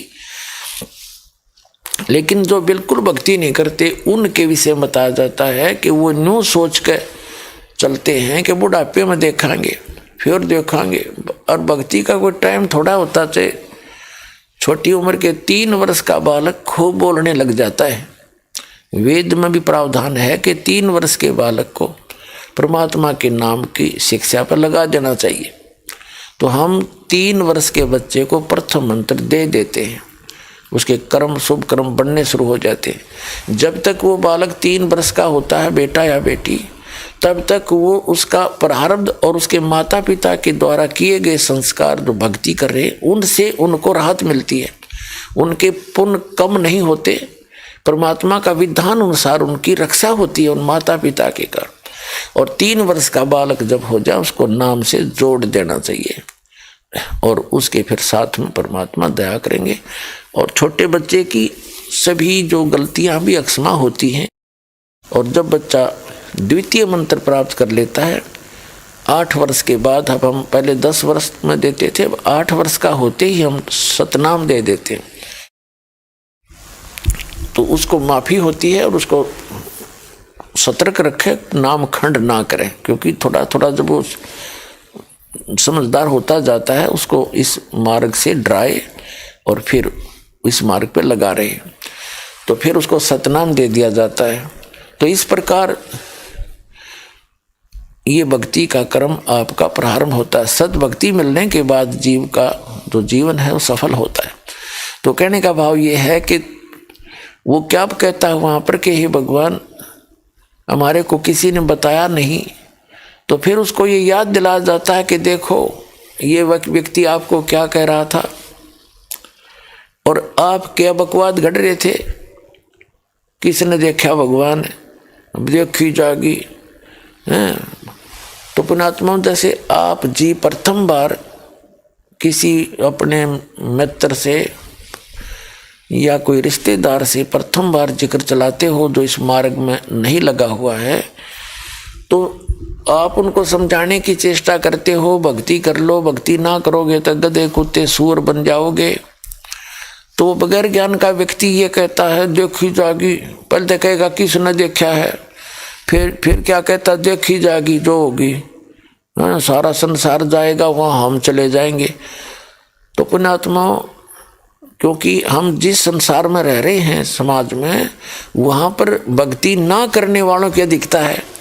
भक्ति करने वाला कोई इक्का दुक्का है और जो अन्य संतों के शिष्य हैं वो भक्ति का नाम उनके पास कर रहे हैं, उनको भक्ति नहीं है, वो संसारिक व्यक्तियों से भी गलत कार्य कर देते हैं वहाँ पर। तो आम समाज इस बात से दुखी हो जाता है कि ये नाम ले रहे, बीड़ी ये पीवें, शराब ये पीवें और सारा ड्रामा न्यू का न्यू ब्याह शादी में सारे काम करें, तो भक्ति में बिना भक्ति में अंतर के रह गया। तो इससे भी समाज इस भक्ति से दूर होता चला जाता है। तो फिर वो क्या कहता है कि किसने देखा है, और फिर न्यू कर देखी जाएगी जो होगा सबके साथ होगा, हमारे साथ हो जाएगा। अब फिर गधा अपने पास से क्या देखेगा, तू फिर तो कुमार देखेगा, 2.5 मन का बोरा कट पर मारेगा लठगट्टियां पे, तो देखना है तो उस आपत्ति के आने से पहले देख और परमात्मा के वचनों पर विश्वास कर, ताकि तेरा जीवन कल्याण हो। ये कह रहा था वो व्यक्ति जब अब धर्मराज के पास खड़ा है और किसी ने देखा देखी जाएगी, तो उस समय वो एक बहाना मिलाता है कि हे भगवान मैंने पता ना लग गया, हे परमात्मा मुझे किसी ने बताया कोई नहीं भक्ति कर ले, मुझे ज्ञान नहीं था, बाहर आते ये पता नहीं कैसे पत्थर पड़े बुद्धि पर। तब उसका वो वीडियो चला दी जाती है, वो दोनों बतलाते दिखाई देते हैं और आप क्या बोल रहा होता है, तब वो नीची गर्दन कर लेता है। तब धर्मराज कहता है चल बन गधा। तो पुण्यात्माओं परमात्मा कहते हैं आछे दिन पीछे गए गुरु से किया ना हेत, अब पछतावा क्या करे बिरा चिड़िया चुगी खेत। तो समय रहते लाभ उठाने से ज्यादा लाभ होता है। अभी दूसरा प्रसंग ये था कि कोई बूढ़ा बुजुर्ग वृद्ध व्यक्ति बहन माता व्यक्ति को ये ना सोच बैठे कि भी हम तो बूढ़े हो गए और अब क्या बनेगा। देखो उनके लिए गोल्डन चांस है कि जो जीवन गया वो तो बाढ़ में गया, उसमें तो पाप इकट्ठे करे हैं, पुण्य तो हुआ ही नहीं। फिर भी अब ये सोचकर, जैसे एक उदाहरण देता है दास, एक समय एक गांव में सत्संग कर रहा था ये दास। पहले गांव में जाते थे, 3 दिन वहीं उनके घर पाठ करते थे, 3 दिन सत्संग सुनाते थे माइक स्पीकर लगा के। जिनके हम सत्संग कर रहे थे उनका पिता उस समय लगभग 60-70 वर्ष का हो चुका था, 65 के आसपास। तो वो सत्संग के विरोधी था। उनके घर में सत्संग हो गया, वो दूसरे लड़के के घर में रहता था। अब स्पीकर हमने लगा दिया, अब बुढ़ा ने नींद भी कमाया करे, रात ने कुछ होके गणे पिया करता, हुक्का ज्यादा पीता था। तो सत्संग सुनता रहा, रात जागता रहा। अब स्पीकर चलेगा तो कान बंद क्यों कर आदमी, नफरत तो थी उसको, कान तो बंद नहीं कर सका। तो उसने पहले दिन सत्संग सुना, दूसरे दिन सुना और तीसरे दिन वो आके वहां आ गया जहां सत्संग कर रहे थे। अब जिस लड़के के घर पर सत्संग हो रहा था उसने नाम ले रखा था। तो उसकी पत्नी बता रही थी जी मुझे तो इतना डर लग गया, ये बूढ़ा पता नहीं के कहेगा महाराज जी, तो अरे को दे बेइज्जती ना कर दे। तो उस बूढ़े के, उस भगत के आंखों में आंसू आ गए, आंसू आने शुरू हो गए और नो मूछा में का आंसू पड़े। मैंने कहा क्या बात होगी भगत, क्या बात होगी आपको। नो कहने लगा जी जो बात आज आपने सुनाई 3 दिन में, मैं तो इनका घना विरोधी था और मैंने सारे जीवन में किसी का कोई बुरा कराया नहीं। किसान हूँ, खेती करी, 4 किले हमारे थे, अब 12 किले बना दिए, 2 लड़के हैं और इतनी मेहनत से काम करा। लेकिन यूँ ज्ञान था आज तक हमने जिंदगी में, हमारी कान्ना का भी ना पड़ा कि दे, नहीं तो मैं पहले भक्ति पर लग जाता, यू दुख ना देखने पड़ते। अब मेरा क्या होगा, मेरा तो जीवन गया, हे भगवान ये तो बहुत वक्त से शुरू करना चाहिए था। तो उसकी जो पुत्र वधू थी वह खड़ी खड़ी सुने कि हे भगवान इस बूढ़े में इतना परिवर्तन हो गया। तो उसने न बोली मैंने सुख का सांस लिया, चोखा बोला तो ठीक है। तो फिर मैंने उसको समझाया कि देखो ये तो अभी भी कुछ नहीं बिगड़ा आपका। जैसे पुराने समय की बात है, कुएं होते थे गहरे गहरे, 100 200 फुट, 150 फुट नीचे से पानी निकाला जाता था। कुएं खोद गए और उनके एक जल निकालने के लिए बाल्टी या डोल होता था, डोल बोलते, पीपा बांध दिया करते, उसका एक लंबी रस्सी बांधा करते 150 फुट की। तो उस पानी निकालने के लिए उस पानी रस्सी को पकड़कर 2-3 जने और उसको खींच कर ले जाते दूर तक। और कई बार वो छूट जाती थी हाथ से, जैसे वो ने सोचा ये पकड़ रहा है, वो ने सोचा दूसरे ने पकड़ रखी है, वो सारे छोड़ देते। तो वह धीरे धीरे वो रस्सी बाल्टी नीचे कुएं में वापस गिरने लग जाती।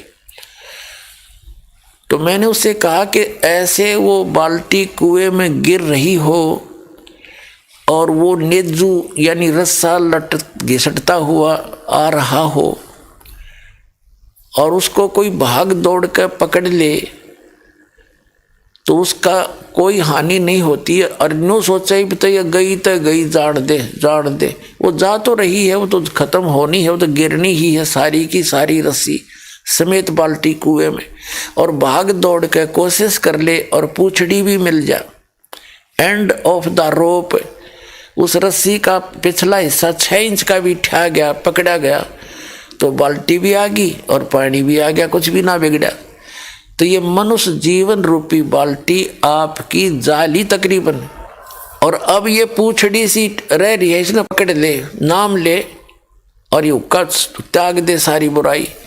ने बोला जी हुक्का पीऊँ और कोई बुराई नहीं मेरे में, शराब भी नहीं पी कभी जीवन में और किसी का बुरा सोचा भी नहीं। मैं तभी तो आपको ये घर बैठे मार्ग मिल गया, न ऋषियों न मिलाओ न सिर पटक लिए सारे पुण्यात्मा थे। बैटरी चार्ज थी आपकी, वो डिस्चार्ज होगी, खत्म होगी, आपने कुछ नहीं किया, आपका पूर्व का संस्कार मिला और अब आप शुरू कर दो। उसने भक्ति शुरू कर दी, 10 साल और जिया वो 12 साल और खूब भक्ति करी, सारा शरीर स्वस्थ आखिरी दम तक। ने बोला जी कदे जुकाम भी नहीं हो लिया, नाम लिए पाछे सारी बुराई छूट गई, यानी ओके वाली।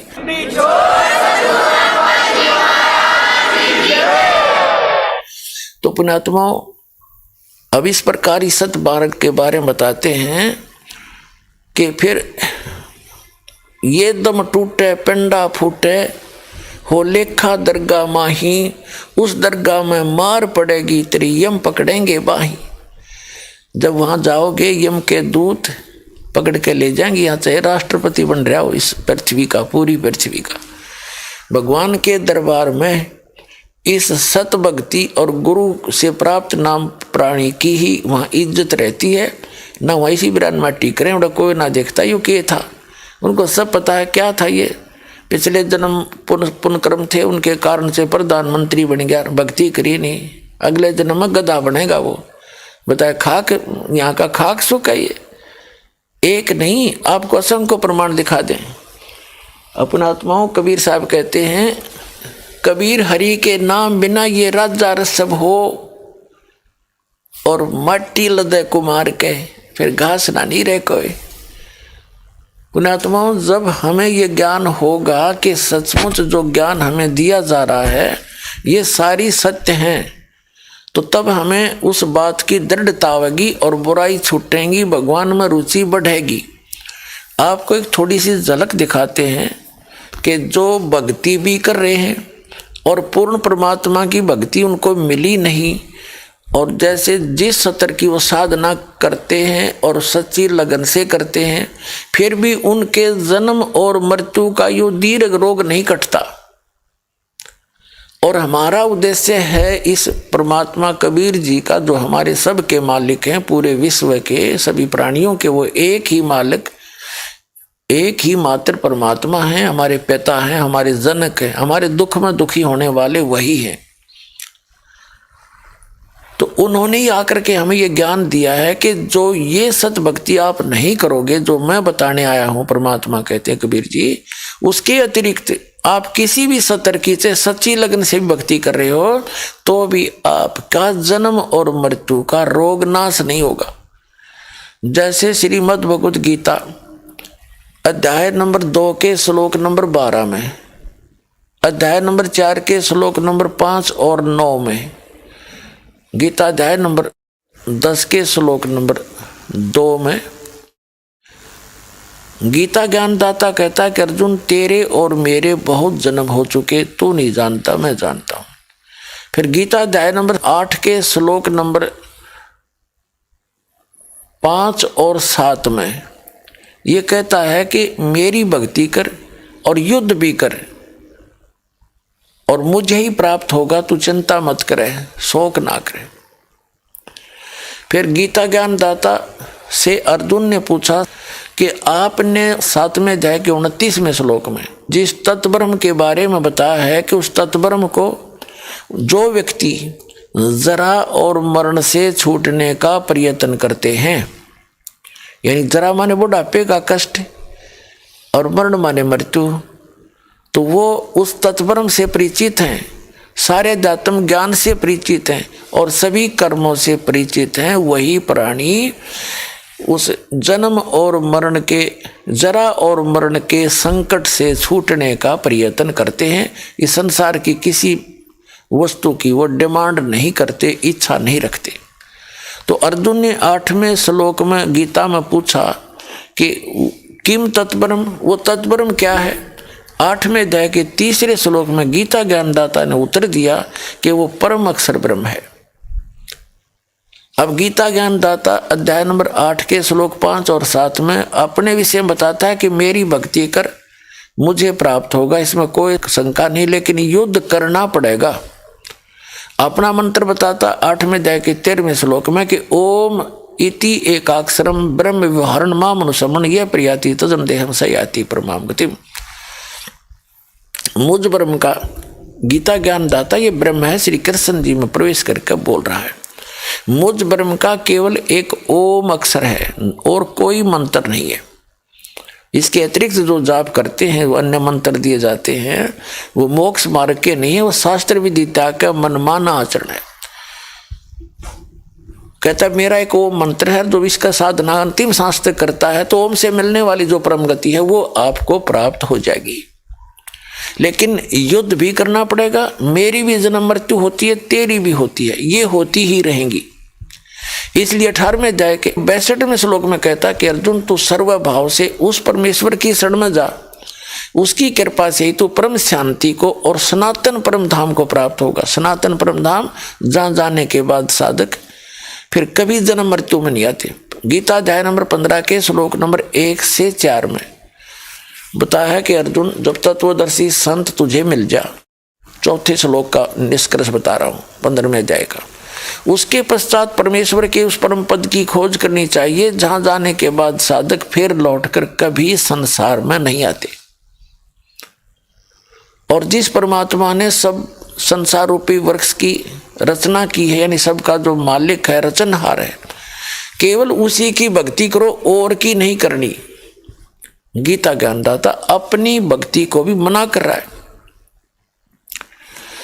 तो कहने का भाव ये है, उसके लिए फिर 4थे अध्याय के 34वें श्लोक में बताया है कि उस जिस तत्व ज्ञान से वो मोक्ष मार्ग मिलेगा, वो तत्वदर्शी जो संत बताओगा, उस ज्ञान को तू तत्वदर्शी संतों से जाकर समझ, उनको दंडवत प्रणाम करने से और कपट छोड़कर प्रसन्न करने से वो तत्वदर्शी संत तुझे वो तत्व ज्ञान का उपदेश करेंगे। तो उस परम अक्षर ब्रह्म की भक्ति बताई है 17वें अध्याय के 23वें श्लोक में गीता जी में। ओम तत्सत इति निर्देश ब्रह्मण त्रिवेद समर्थ है। ब्रह्मण माने सचिदानंद घन ब्रह्म का, यानी परम अक्षर ब्रह्म की साधना के 3 मंत्र से होती है उसकी प्राप्ति। ओम तो सीधा ही है ब्रह्म का, इसको सरपुरुष भी कहते हैं ब्रह्म को। और तत् है ये सांकेतिक है, सत भी कोड वर्ड है सांकेतिक है। ये दोनों मंत्र इस विश्व में पुण्यात्माओं किसी को ज्ञान नहीं, इस दास के अतिरिक्त। ये परमात्मा ने दया बख्श रखी है आपके ऊपर।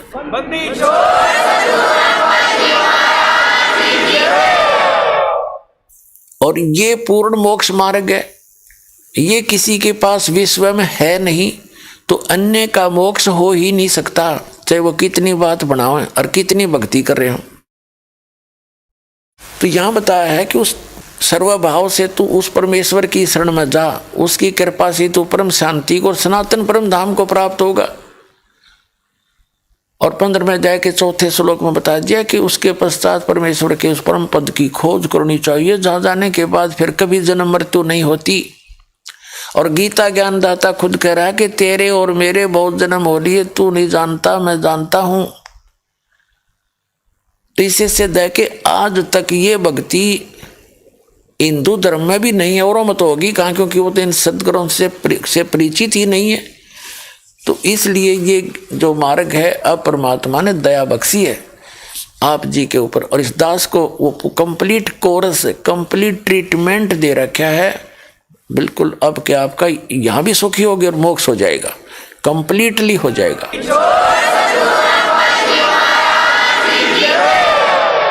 अब प्रसंग जो चल रहा है दास वहीं आता है कि गीता अध्याय नंबर 8 के श्लोक नंबर 8, 9, 10 में गीता ज्ञानदाता कहता है कि गीता अध्याय नंबर 5 से लेकर 10 तक का निष्कर्ष है। 5 और 7 में तो वो कहता है मेरी भक्ति करेगा तो मुझे प्राप्त होगा, लेकिन युद्ध करना पड़ेगा। और पुण्यात्माओं, जहाँ युद्ध करना वहाँ शांति नहीं हो सकती। तो यहाँ तो आजीवन युद्ध है जीव के साथ में।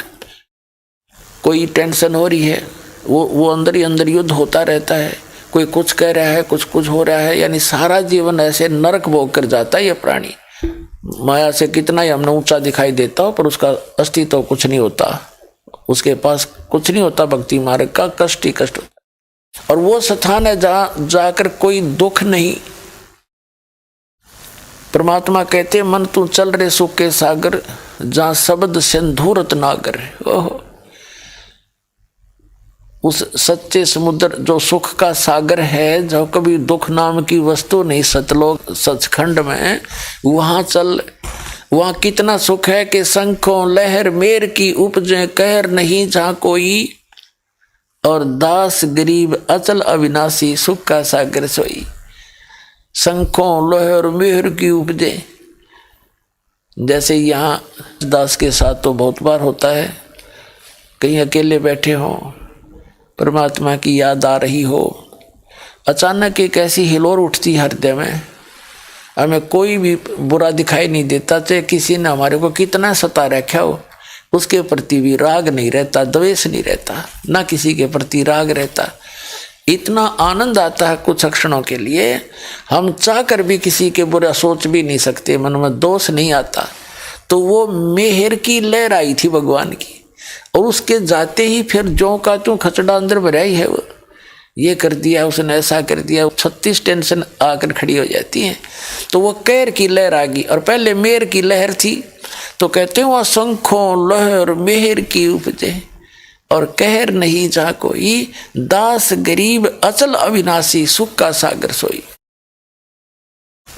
वो सुख का सागर है, वहां जाकर ही आपको परम शांति मिलेगी। गीता अध्याय नंबर 18 के श्लोक नंबर 62 में कहा है कि अर्जुन तो सर्व भाव से उस परमेश्वर की शरण में जा, उसी परमेश्वर की कृपा से ही तू परम शांति को और सनातन परम धाम को, सनातन शाश्वत सदा रहने वाला उस शाश्वत स्थान को प्राप्त होगा। उसके लिए उसने ऑप्शन छोड़ दिया कि तत्वदर्शी संतों की खोज कर, मैं नहीं जानता। तो वहां जाने के बाद फिर कभी मृत्यु जन्म नहीं होता। उससे अतिरिक्त जैसे ब्रह्म तक की साधना है ओम मंत्र, गीता अध्याय नंबर 8 के श्लोक नंबर 13 में गीता ज्ञानदाता कहता है मेरा तो एक ओम अक्षर है और कोई मंत्र नहीं है। और पहले ऋषि जन इस ओम मंत्र को ही वेदों के आधार से जाप करते थे, और यही एक ब्रह्म तक प्राप्ति की सत साधना है, वो भी गुरु सत्र के गुरु से लेकर ही की जाए।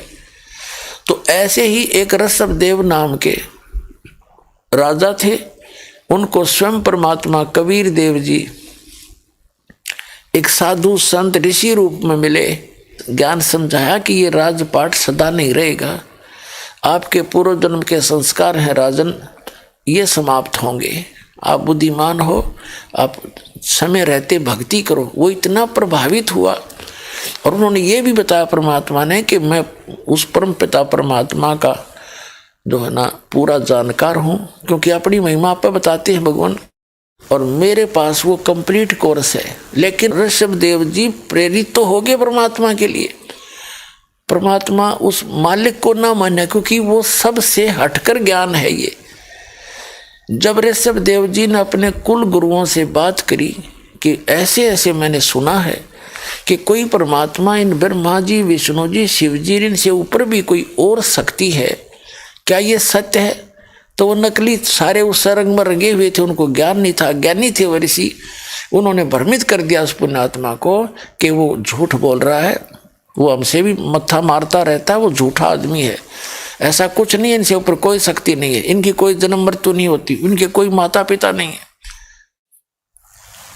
ऋषभ देव जी को जो परमात्मा के वचन सुने थे वो तो बुलाए नहीं गए उससे, उसके लिए से तो इतना प्रेरित हो गया कि भक्ति करनी ही करनी है। राज भी त्याग दिया, अपने बच्चों को राज बांट दिया सबको, और उन नकली संतों से यानी उस परम परमात्मा की भक्ति ना करके ब्रह्म तक की साधना का मंत्र लेकर 1000 वर्ष तक तो उसने एक वर्ष तो निराहार रहा, कुछ नहीं खाया।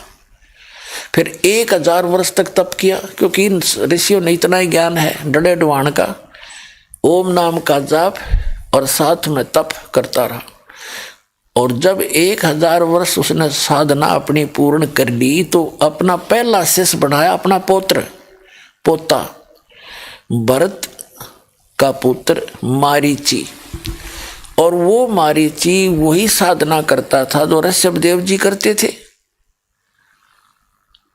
और फिर आगे चल के वही मारीची महावीर जैन हुआ, जैन धर्म में।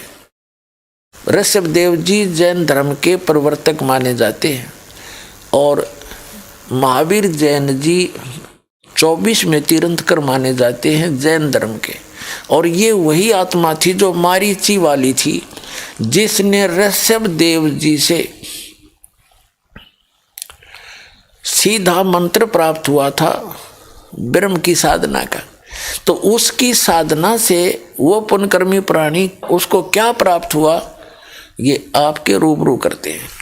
ये देखिएगा, एक पुस्तक है या जैन संस्कृति कोश, देखिए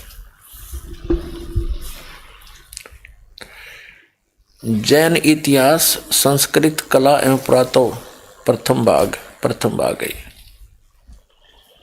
और इसके कौन है, ये कहाँ से प्रकाशित है, ये देखिएगा। जैन संस्कृति कोश, जैन इतिहास संस्कृत कला एवं पुरातत्व प्रथम खंड। लेखक हैं प्रोफेसर भागचंद्र जैन भास्कर। और ये कहाँ से मुद्रित है, जैन संस्कृति कोश, जैन इतिहास संस्कृत कला एवं पुरातत्व प्रथम खंड। लेखक प्रोफेसर भागचंद्र जैन भास्कर, ये प्रकाशक हैं इनके, और ये यहाँ से छपी है।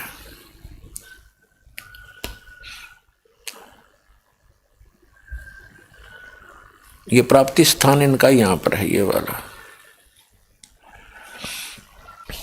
अब इसके आपको दिखाते हैं, ये 175 पृष्ठ है इसका।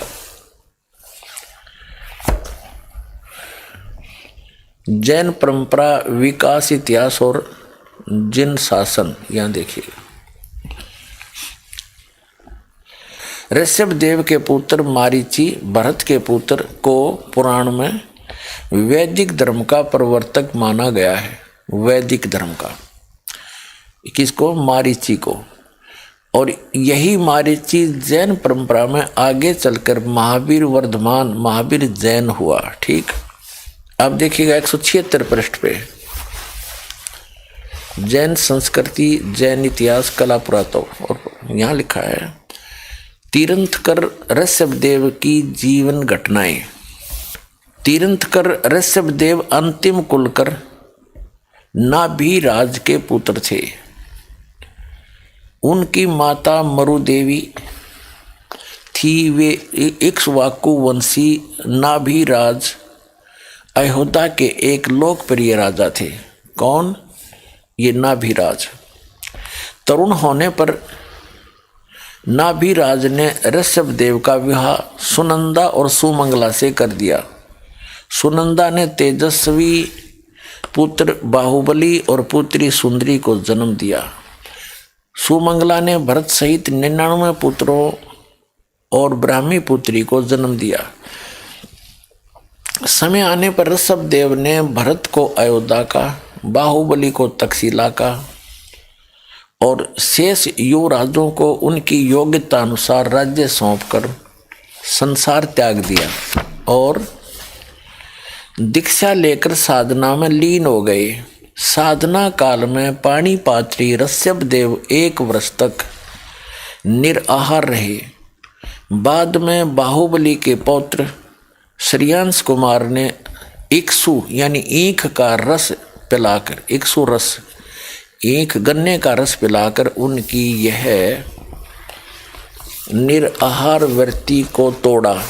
लगातार 1000 वर्ष तक तपस्या करने वाले मुनि ऋषिदेव ने अंत में केवल ज्ञान प्राप्त किया और धर्म देशना प्रारंभ की। धर्म देशना माने दीक्षा देनी प्रारंभ की और प्रथम धर्म देशना भरत के पुत्र मारीची को दी, जो बाद में 24 में तीर्थंकर महावीर बने। इससे क्या सिद्ध हुआ कि जैन धर्म के प्रवर्तक श्री ऋषभदेव जी थे। ऋषभदेव जी ने जो प्रथम अपनी दीक्षा देनी प्रारंभ की, 1000 वर्ष तक साधना करने के उपरांत अपने पोते मारीची को दी और उसी मारीची से वैदिक धर्म चला और वही मारीची आगे चल के 24 में तीर्थंकर महावीर जैन बने। अब उस देखो पुण्यात्माओं, आपका सौभाग्य, आपकी किस्मत कितनी प्रबल है, कितने पुण्यकर्मी प्राणी हो आपको वो वस्तु मिल गई जिस तय सब आप बाईपास निकल जाओगे इतने दुखों से। ऐसी साधना जैसे महावीर जैन और ऋषभदेव जी ने की, ऐसा कोई नहीं कर सकता वर्तमान के। और फिर भी उनकी ये हालत हुई। आपको दिखाते हैं, ये पुस्तक है आओ जैन धर्म को जाने।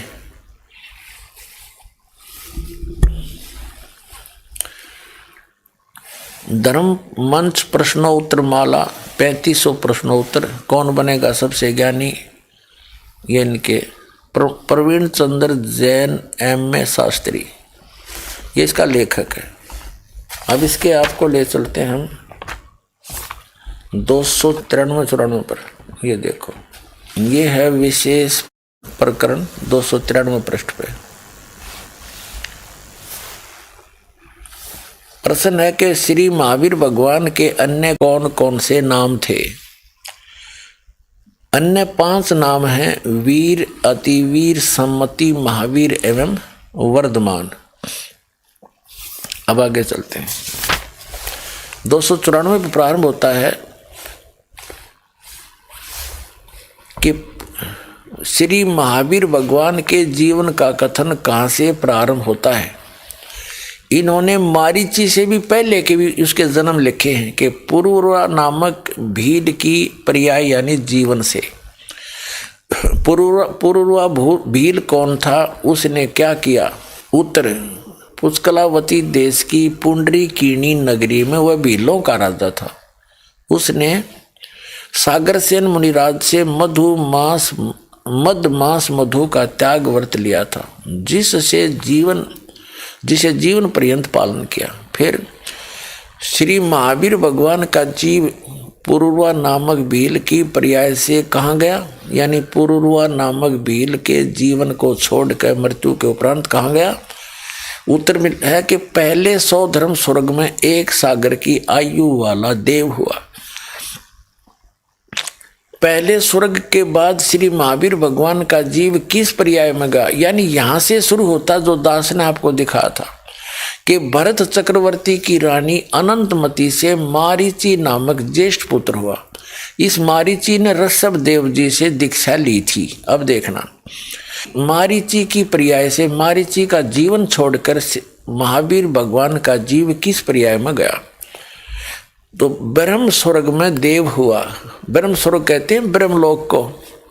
अपनात्माओं, जैसे आपको दास बताता है कि यहाँ एक तो कॉमन स्वर्ग है, ब्रह्मलोक के अंदर एक ब्रह्म स्वर्ग है जिसको ये महास्वर्ग बोलते हैं। तो ओम नाम के जाप करने वाला, विधिवत साधना करने वाला व्यक्ति ब्रह्मलोक में जाता है और ब्रह्मलोक में गया हुआ प्राणी भी वापस आता है। गीता अध्याय नंबर 8 के श्लोक नंबर 13 में गीता ज्ञानदाता ये ब्रह्म श्री कृष्ण जी में प्रवेश करके बोल रहा है। वो कह रहा है कि मेरा ये ओम अक्षर है और इसकी साधना करता हुआ जो अंतिम समय तक इसकी साधना करता हुआ शरीर त्याग कर जाता है तो इससे मिलने वाली परम गति को प्राप्त होता है। वो कहाँ जाता है, ब्रह्मलोक मिलता है। 8वें अध्याय के 16वें श्लोक में बताया है श्रीमद् भगवद गीता में कि ब्रह्मलोक में गया हुआ प्राणी भी पुनरावृत्ति के अंदर उसका जन्म मृत्यु होता है। इसलिए गीता ज्ञानदाता कहता है कि अर्जुन तेरे भी बहुत जन्म हो लिए और मेरे भी, और इसलिए वो कहता है कि अगर तूने पूर्ण मोक्ष चाहिए तो उस परमात्मा की शरण में जा, और उसके लिए परम अक्षर ब्रह्म की शरण में जा। गीता अध्याय नंबर 18 के श्लोक नंबर 62 में, और गीता अध्याय नंबर 15 के श्लोक नंबर 4 में कहा है कि तत्वदर्शी संत की प्राप्ति के उपरांत परमात्मा के उस परम पद की खोज करनी चाहिए जहाँ जाने के बाद साधक फिर लौटकर कभी संसार में नहीं आता। उसके लिए बताया कि तत्वदर्शी संतों की खोज कर, तो तत्वदर्शी संत ना तो ऋषभदेव जी ने मिले, परमात्मा मिले थे, तत्वदर्शी संत बनकर आए थे, इतने दयालु हैं वो, पुण्यात्माओं को मिलते हैं, वेद गवाही देता है। लेकिन दुर्भाग्य हमारा कि हम ये नकली गुरु उस ज्ञान को स्वीकार नहीं करने देते। तो पुण्यात्माओं परमात्मा ने आज सबसे पहली कृपा आपके के ऊपर किया कि आप शिक्षित किए। शिक्षित होने के बाद अब आप सभी सदग्रंथों को और इन पहले के इतिहासों को देख करके आप दृढ़ हो जाओगे कि जो हम कर रहे हैं फाइनल है, आपको कोई डगमग नहीं कर सकता, फिर बेड़ा पार हो जाएगा, मोक्ष होगा।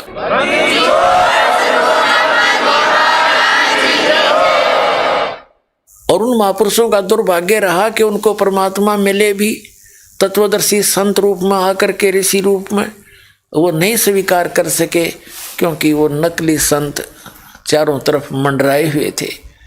तो अब इस ज्ञान के सामने पुण्यात्माओं नकलियों की कतई नहीं बसावेगी, ये सारे स्थान छोड़ जाएंगे, आपको रास्ता देंगे, दूर होना पड़ेगा इनको। बच्चा बच्चा धिक्कार देगा कि तुम क्या बकवास कर रहे हो, चुप हो जाओ, बहुत सुन ली तुम्हारी। तो इनको बोलना जगह नहीं रहेगी, एक दिन ऐसा कर दूंगा आपको, ऐसा ट्रेंड कर दूंगा।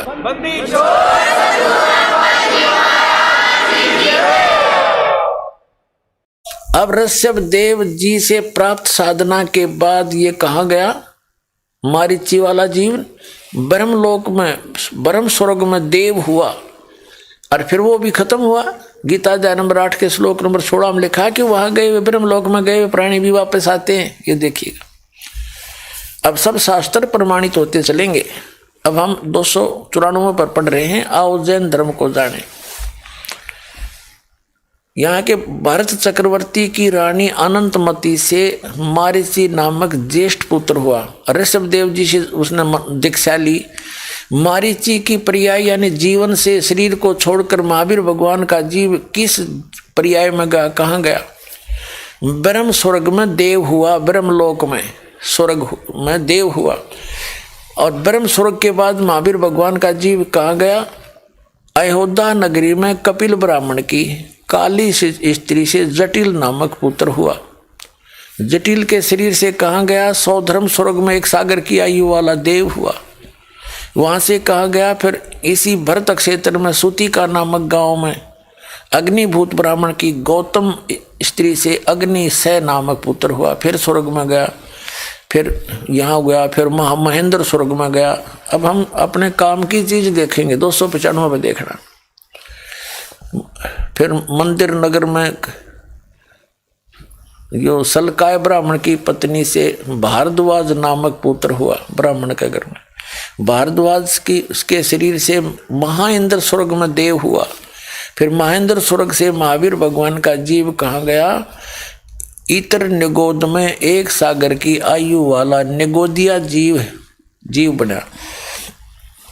और निगोद से निकलकर श्री महावीर भगवान का जीव कहाँ गया? अब देखो, अनेक भाव धारण किए, अनेक शरीर धारण किए। इस प्रकार है 1000 वर्ष तक 1000 आँख वृक्ष के भाव, आँख का पौधा देखा होगा। 80,000 सीप के भाव, 20,000 नीम वृक्ष के भाव शरीर योनि, यानी 90,000 बार केले के वृक्ष के भाव, 3,000 बार चंदन के वृक्ष, और 5 करोड़ बार कनेर वृक्ष के भाव, 60,000 बार वैश्या का शरीर धारण किया भाव, और 5 करोड़ बार शिकारी के भाव, 20 करोड़ बार हाथी, और 60 करोड़ बार गधे के भाव। ओए होए होए, 30 करोड़ बार कुत्ते के भाव, 60 करोड़ बार नपुंसक के भाव, 20 करोड़ बार स्त्री के भाव, 90 लाख बार धोबी के भाव शरीर, 8 करोड़ बार घोड़े के भाव, 20 करोड़ बार बिल्ली के भाव, 60 करोड़ लाख बार गर्भपात से मरण, केवल 80 लाख बार देव पर्याय को प्राप्त हुआ। 80 लाख बार तो देवता हुआ और गधा, 60 करोड़ बार गधा और 30 करोड़ बार कुत्ता। बाढ़ में जाओ ये सब स्वर्ग, और देवता स्वर्ग का आते फिर गधा बन गया, खा के वो स्वर्ग। तो पुण्यात्माओं अब आंख खुल जाएगी श्रद्धालुओं की, कहाँ के क्या साधना कर रहे थे। और ये रोग केवल सतलोक आश्रम बरवाला जिला हिसार हरियाणा के अतिरिक्त कितना कट्टा को नहीं विश्व में, ये गारंटीड समझ लेना।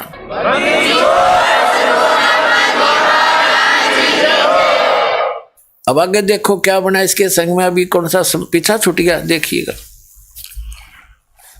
80 लाख बार देवता देव पर्याय को प्राप्त हुआ, और बाकी उत्तर की 60 करोड़ बार घोड़ा और 20 करोड़ बार हाथी, और फिर 30 करोड़ बार कुत्ता, 60 करोड़ बार नपुंसक, 20 करोड़ बार स्त्री, 90 लाख बार धोबी, 8 करोड़ बार घोड़ा उस तरह की, और 20 करोड़ बार बिल्ली, 60 लाख बार गर्भपात से मरण है। केवल 80 लाख बार देवता बना है। और फिर वहाँ से कहाँ गया, राजगृह नगर में सथावर नामक ब्राह्मण हुआ, फिर महेंद्र स्वर्ग में 7 असागर की आयु वाला देव हुआ, फिर राजगृह में उसे निकलकर फिर राजगृह की में विश्वभूति राजा की जैनी रानी से विश्वानंदी नामक पुत्र हुआ, और फिर महेंद्र स्वर्ग में देव में स्वर्ग हुआ, फिर त्रिपृष्ठ नामक नारायण हुआ, और फिर 7वें नरक में गया। या कसरत है किसी नरक में जान की, 7वें नरक में गया। 7वें नरक से कहाँ गया, ये 295 पे 296 पर सुनाएंगे आपको। सिंहगिरी पर्वत पर सिंह हुआ, पुनः प्रथम नरक में गया, फिर प्रथम नरक में गया। फिर हिमवान पर्वत पर शिखर पर सिंह नामक सिंह हुआ, वहाँ उस पर यहाँ पर उसे अजिंत्य और अमित गुण नामक ऋषि मिले। मुनिराज ने संबोधित किया। फिर सिंह से उसका जीव कहाँ गया, सौधर्म स्वर्ग में सिंह केतु नामक देव हुआ। अब हम यहाँ आ जाते हैं, गणा ना पढ़ने, यहाँ आगे ये तो सारा आप देख ही लोगे। जम्बूद्वीप में छतरपुर नगर में नंदीवर्धन राजा की वीरमती रानी से नंद नामक पुत्र हुआ। नंद का जीव कहाँ गया, पुष्पोत्तर विमान में देव हुआ। तदनंतर पुष्पोत्तर विमान में देव हुआ, तदनंतर 24 में तीर्थकर महावीर भगवान हुए। अब आका यू महावीर भगवान हुआ, ऐसी बिरान मट्टी करवा के। और इस महावीर भगवान ने फिर क्या किया, श्री महावीर भगवान के जीव ने कितने पाखंड मत चलाए, 363 पाखंड मत चलाए। पुण्यात्माओं, दास का उद्देश्य किसी की मान हानि करना नहीं है, आपको सही दिशा देना है कि जो दास के पास औषधि है, जो साधना है, उससे ये दुख मिट जाएगा आपका। अब यहाँ विचारणीय विषय है कि ऋषभ देव जी शास्त्र अनुकूल वेदों अनुसार साधक थे। उनसे दीक्षा प्राप्त की थी मारीची जी ने, उनके पोते ने, भरत के पुत्र ने। मारीची ने यहाँ की जो सही साधना करने से क्या क्या उपलब्धि हुई, केवल 80 लाख बार तो देवता हुआ, और गधे कुत्ते घोड़े इनके तो अंत नहीं। 60 करोड़ बार गधा, 30 करोड़ बार कुत्ता, 20 करोड़ बार बिल्ली, 60 करोड़ बार हाथी, फिर गर्भपात में मरण, नपुंसक, गिनती नहीं। और फिर ये तो उसकी दशा है जब वो शास्त्र अनुकूल साधक था, यहाँ के सतर का ब्रह्म तक का उपासक था। और महावीर जैन वही हुए, वही आत्मा महावीर जैन हुई, इनके इतिहास में लिखी है। महावीर जैन जी 24 में तीर्थकर हैं जैन धर्म के, और श्री महावीर जी ने 363 पाखंड मत बकवाद साधना शुरू कर दी। वर्तमान के जितने भी जैनी भाई हैं, ये महावीर जैन द्वारा चलाई गई पाखंड मत को कर रहे हैं, साधना कर रहे हैं। तो दास का कहने का तात्पर्य है कि तुम्हारा क्या होगा जब वो सत्संग तक की ऐसी हालत हुई, तुम तो नर स्वर्ग के आस पास पे नहीं जाओगे, नरक में रहना पड़ेगा आपने। ये सत्कर मान लेना। उससे बचना है तो यहाँ आओ, तो इस दुर्गति से बचना है तो सतलोक आश्रम बरवाला जिला हिसार हरियाणा में आओ और अपना कल्याण करवा लो, दीक्षा लो। भक्ति तो करनी ही है, जीवन तो जितना है वो जो शेष बचा उसमें शुभ काम करोगे तब पिछला सारा संस्कार एरियर पूरा हो जाएगा आपका और मोक्ष हो जाएगा इससे जन्म में, दूसरा जन्म नहीं लगेगा। जब सत भक्ति करोगे तो ये सत्कर मान लेना।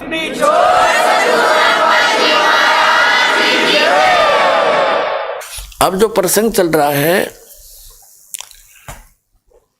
कि जो साधना आप किया करते थे वो साधना ठीक नहीं थी, और जो शास्त्र अनुकूल साधना ब्रह्म सत्र की कर रहे थे वो भी मोक्ष प्राप्त नहीं कर सकते, वो स्थान प्राप्त नहीं कर सकते। जो श्रीमद् भगवद गीता अध्याय नंबर 18 के श्लोक नंबर 62 में कहा है कि अर्जुन तू सर्वभाव से उस परमेश्वर की शरण में जा, उसकी कृपा से ही तू परम शांति को और सनातन परम धाम को प्राप्त होगा।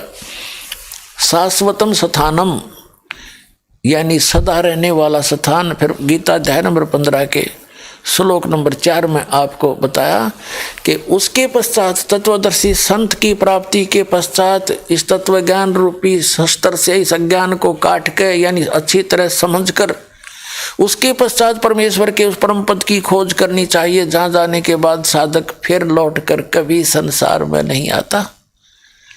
और जिस परमेश्वर ने सर्व ब्रह्मांडों की रचना की है, संसार रूपी वृक्ष की जिसने रचना की है, केवल उसकी भक्ति करो। गीता ज्ञानदाता कहता मेरी साधना भी मुझे इष्ट मानकर मत पूजो, केवल उसकी भक्ति करो।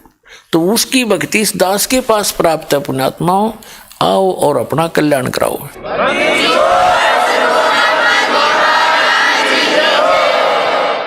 अब प्रसंग चल रहा था कि नर से तू पशुआ की जय गद्दा बैल बनाई, ये 56 भोग कहाँ मन भोरे कहीं कोरडी चरने जाई। ये दिखा दिया आपको कि नर से सत साधना ना करने से नर से तू गधा बैल बनेगा, अरे ये 56 भोग कहाँ मन भोरे। मनुष्य जीवन में आपको कितनी सुविधाएं दी है पुण्यात्माओं। मनुष्य जीवन एक विद्यार्थी हो तुम। अन्य शरीरों अन्य प्राणियों के शरीरों से आपका शरीर भिन्न है। ये एक पोशाक है आपको अलग से, एक वस्त्र है ये। और विद्यार्थी को माता पिता पूरी सुविधा देते हैं, खाने पीने को अच्छा देते हैं, पहनने को अच्छा देते हैं और पूरा फ्री कर देते हैं कि बेटा बेटियों तुम अपना उद्देश्य पूरा करो। तो परमात्मा हमारा पिता है, उसने आपको यह ड्रेस दे रखी है अलग से। और अन्य जिन जो या पोशाक जिसके पास नहीं है वो विद्यार्थी नहीं है। तो विद्यार्थी जब आपको ये पोशाक अलग से मिली है, शरीर अलग से मिला है, इसमें सुविधाएं भी न्यारी है, और जो बच्चा इसका लाभ नहीं उठा रहा है विद्या के समय में तो बाद में बहुत रोता है, बड़ा पछताता है। ये दास जूनियर इंजीनियर सिविल हरियाणा सरकार में सर्विस करता था।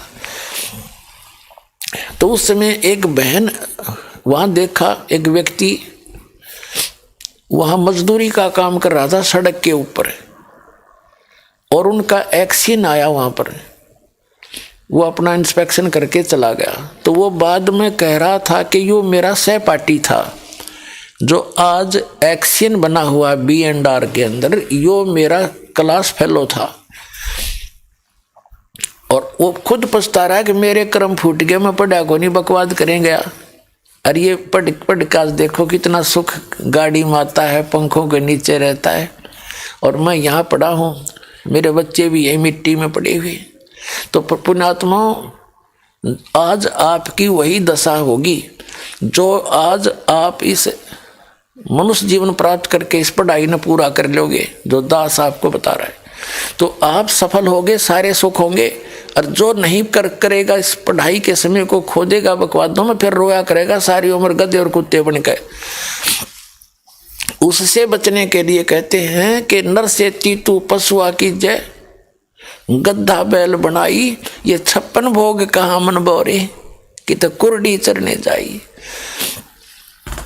आज आप देखो कितनी सुविधा प्राप्त है, जब भूख लगे भोजन की व्यवस्था है, कभी चाय पी लेते हो, और जैसे कोई पीड़ा होती है तो उसका निवारण डॉक्टर के पास जाके करवा सकते हो।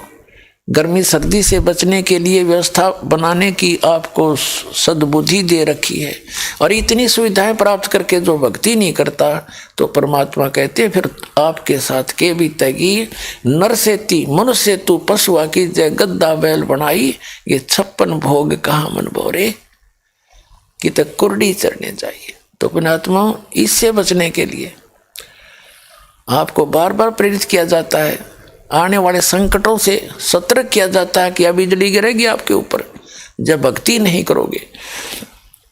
और भक्ति करते हो, सत भक्ति नहीं मिली, पूर्ण संत नहीं मिले, उस परम पुरुष परमात्मा सत्य पुरुष कबीर साहिब की भक्ति नहीं मिली, तो भक्ति करके भी आप दुखी रहोगे। जैसे ऋषभदेव जी के पौत्र मारीची और जैन धर्म के प्रवर्तक ऋषभदेव, और उसका अंतिम जो 24 में जो तीर्थंकर है महावीर जैन, उनका क्या बुरा हाल हुआ।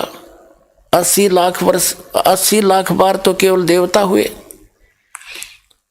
और गधे कुत्ते की गिनती नहीं। तो पुण्यात्मा कहते हैं जय सतगुरु की संगत करते ये सकल कर्म कट जाई, अमरपुरी पर आसन होते है जहां धूप न छाई। जय सतगुरु की संगत करते ये सभी कर्मों से बाईपास निकाल देता आपको, और सतलोक में आपका वास होता जहाँ कभी कष्ट नहीं। तो वो सतगुरु आज ये दास आपके सामने है, कल्याण कराओ, औरों को भी बताओ और पीछा छुटवाओ, सतलोक चलेंगे। बोलो सतगुरुदेव की।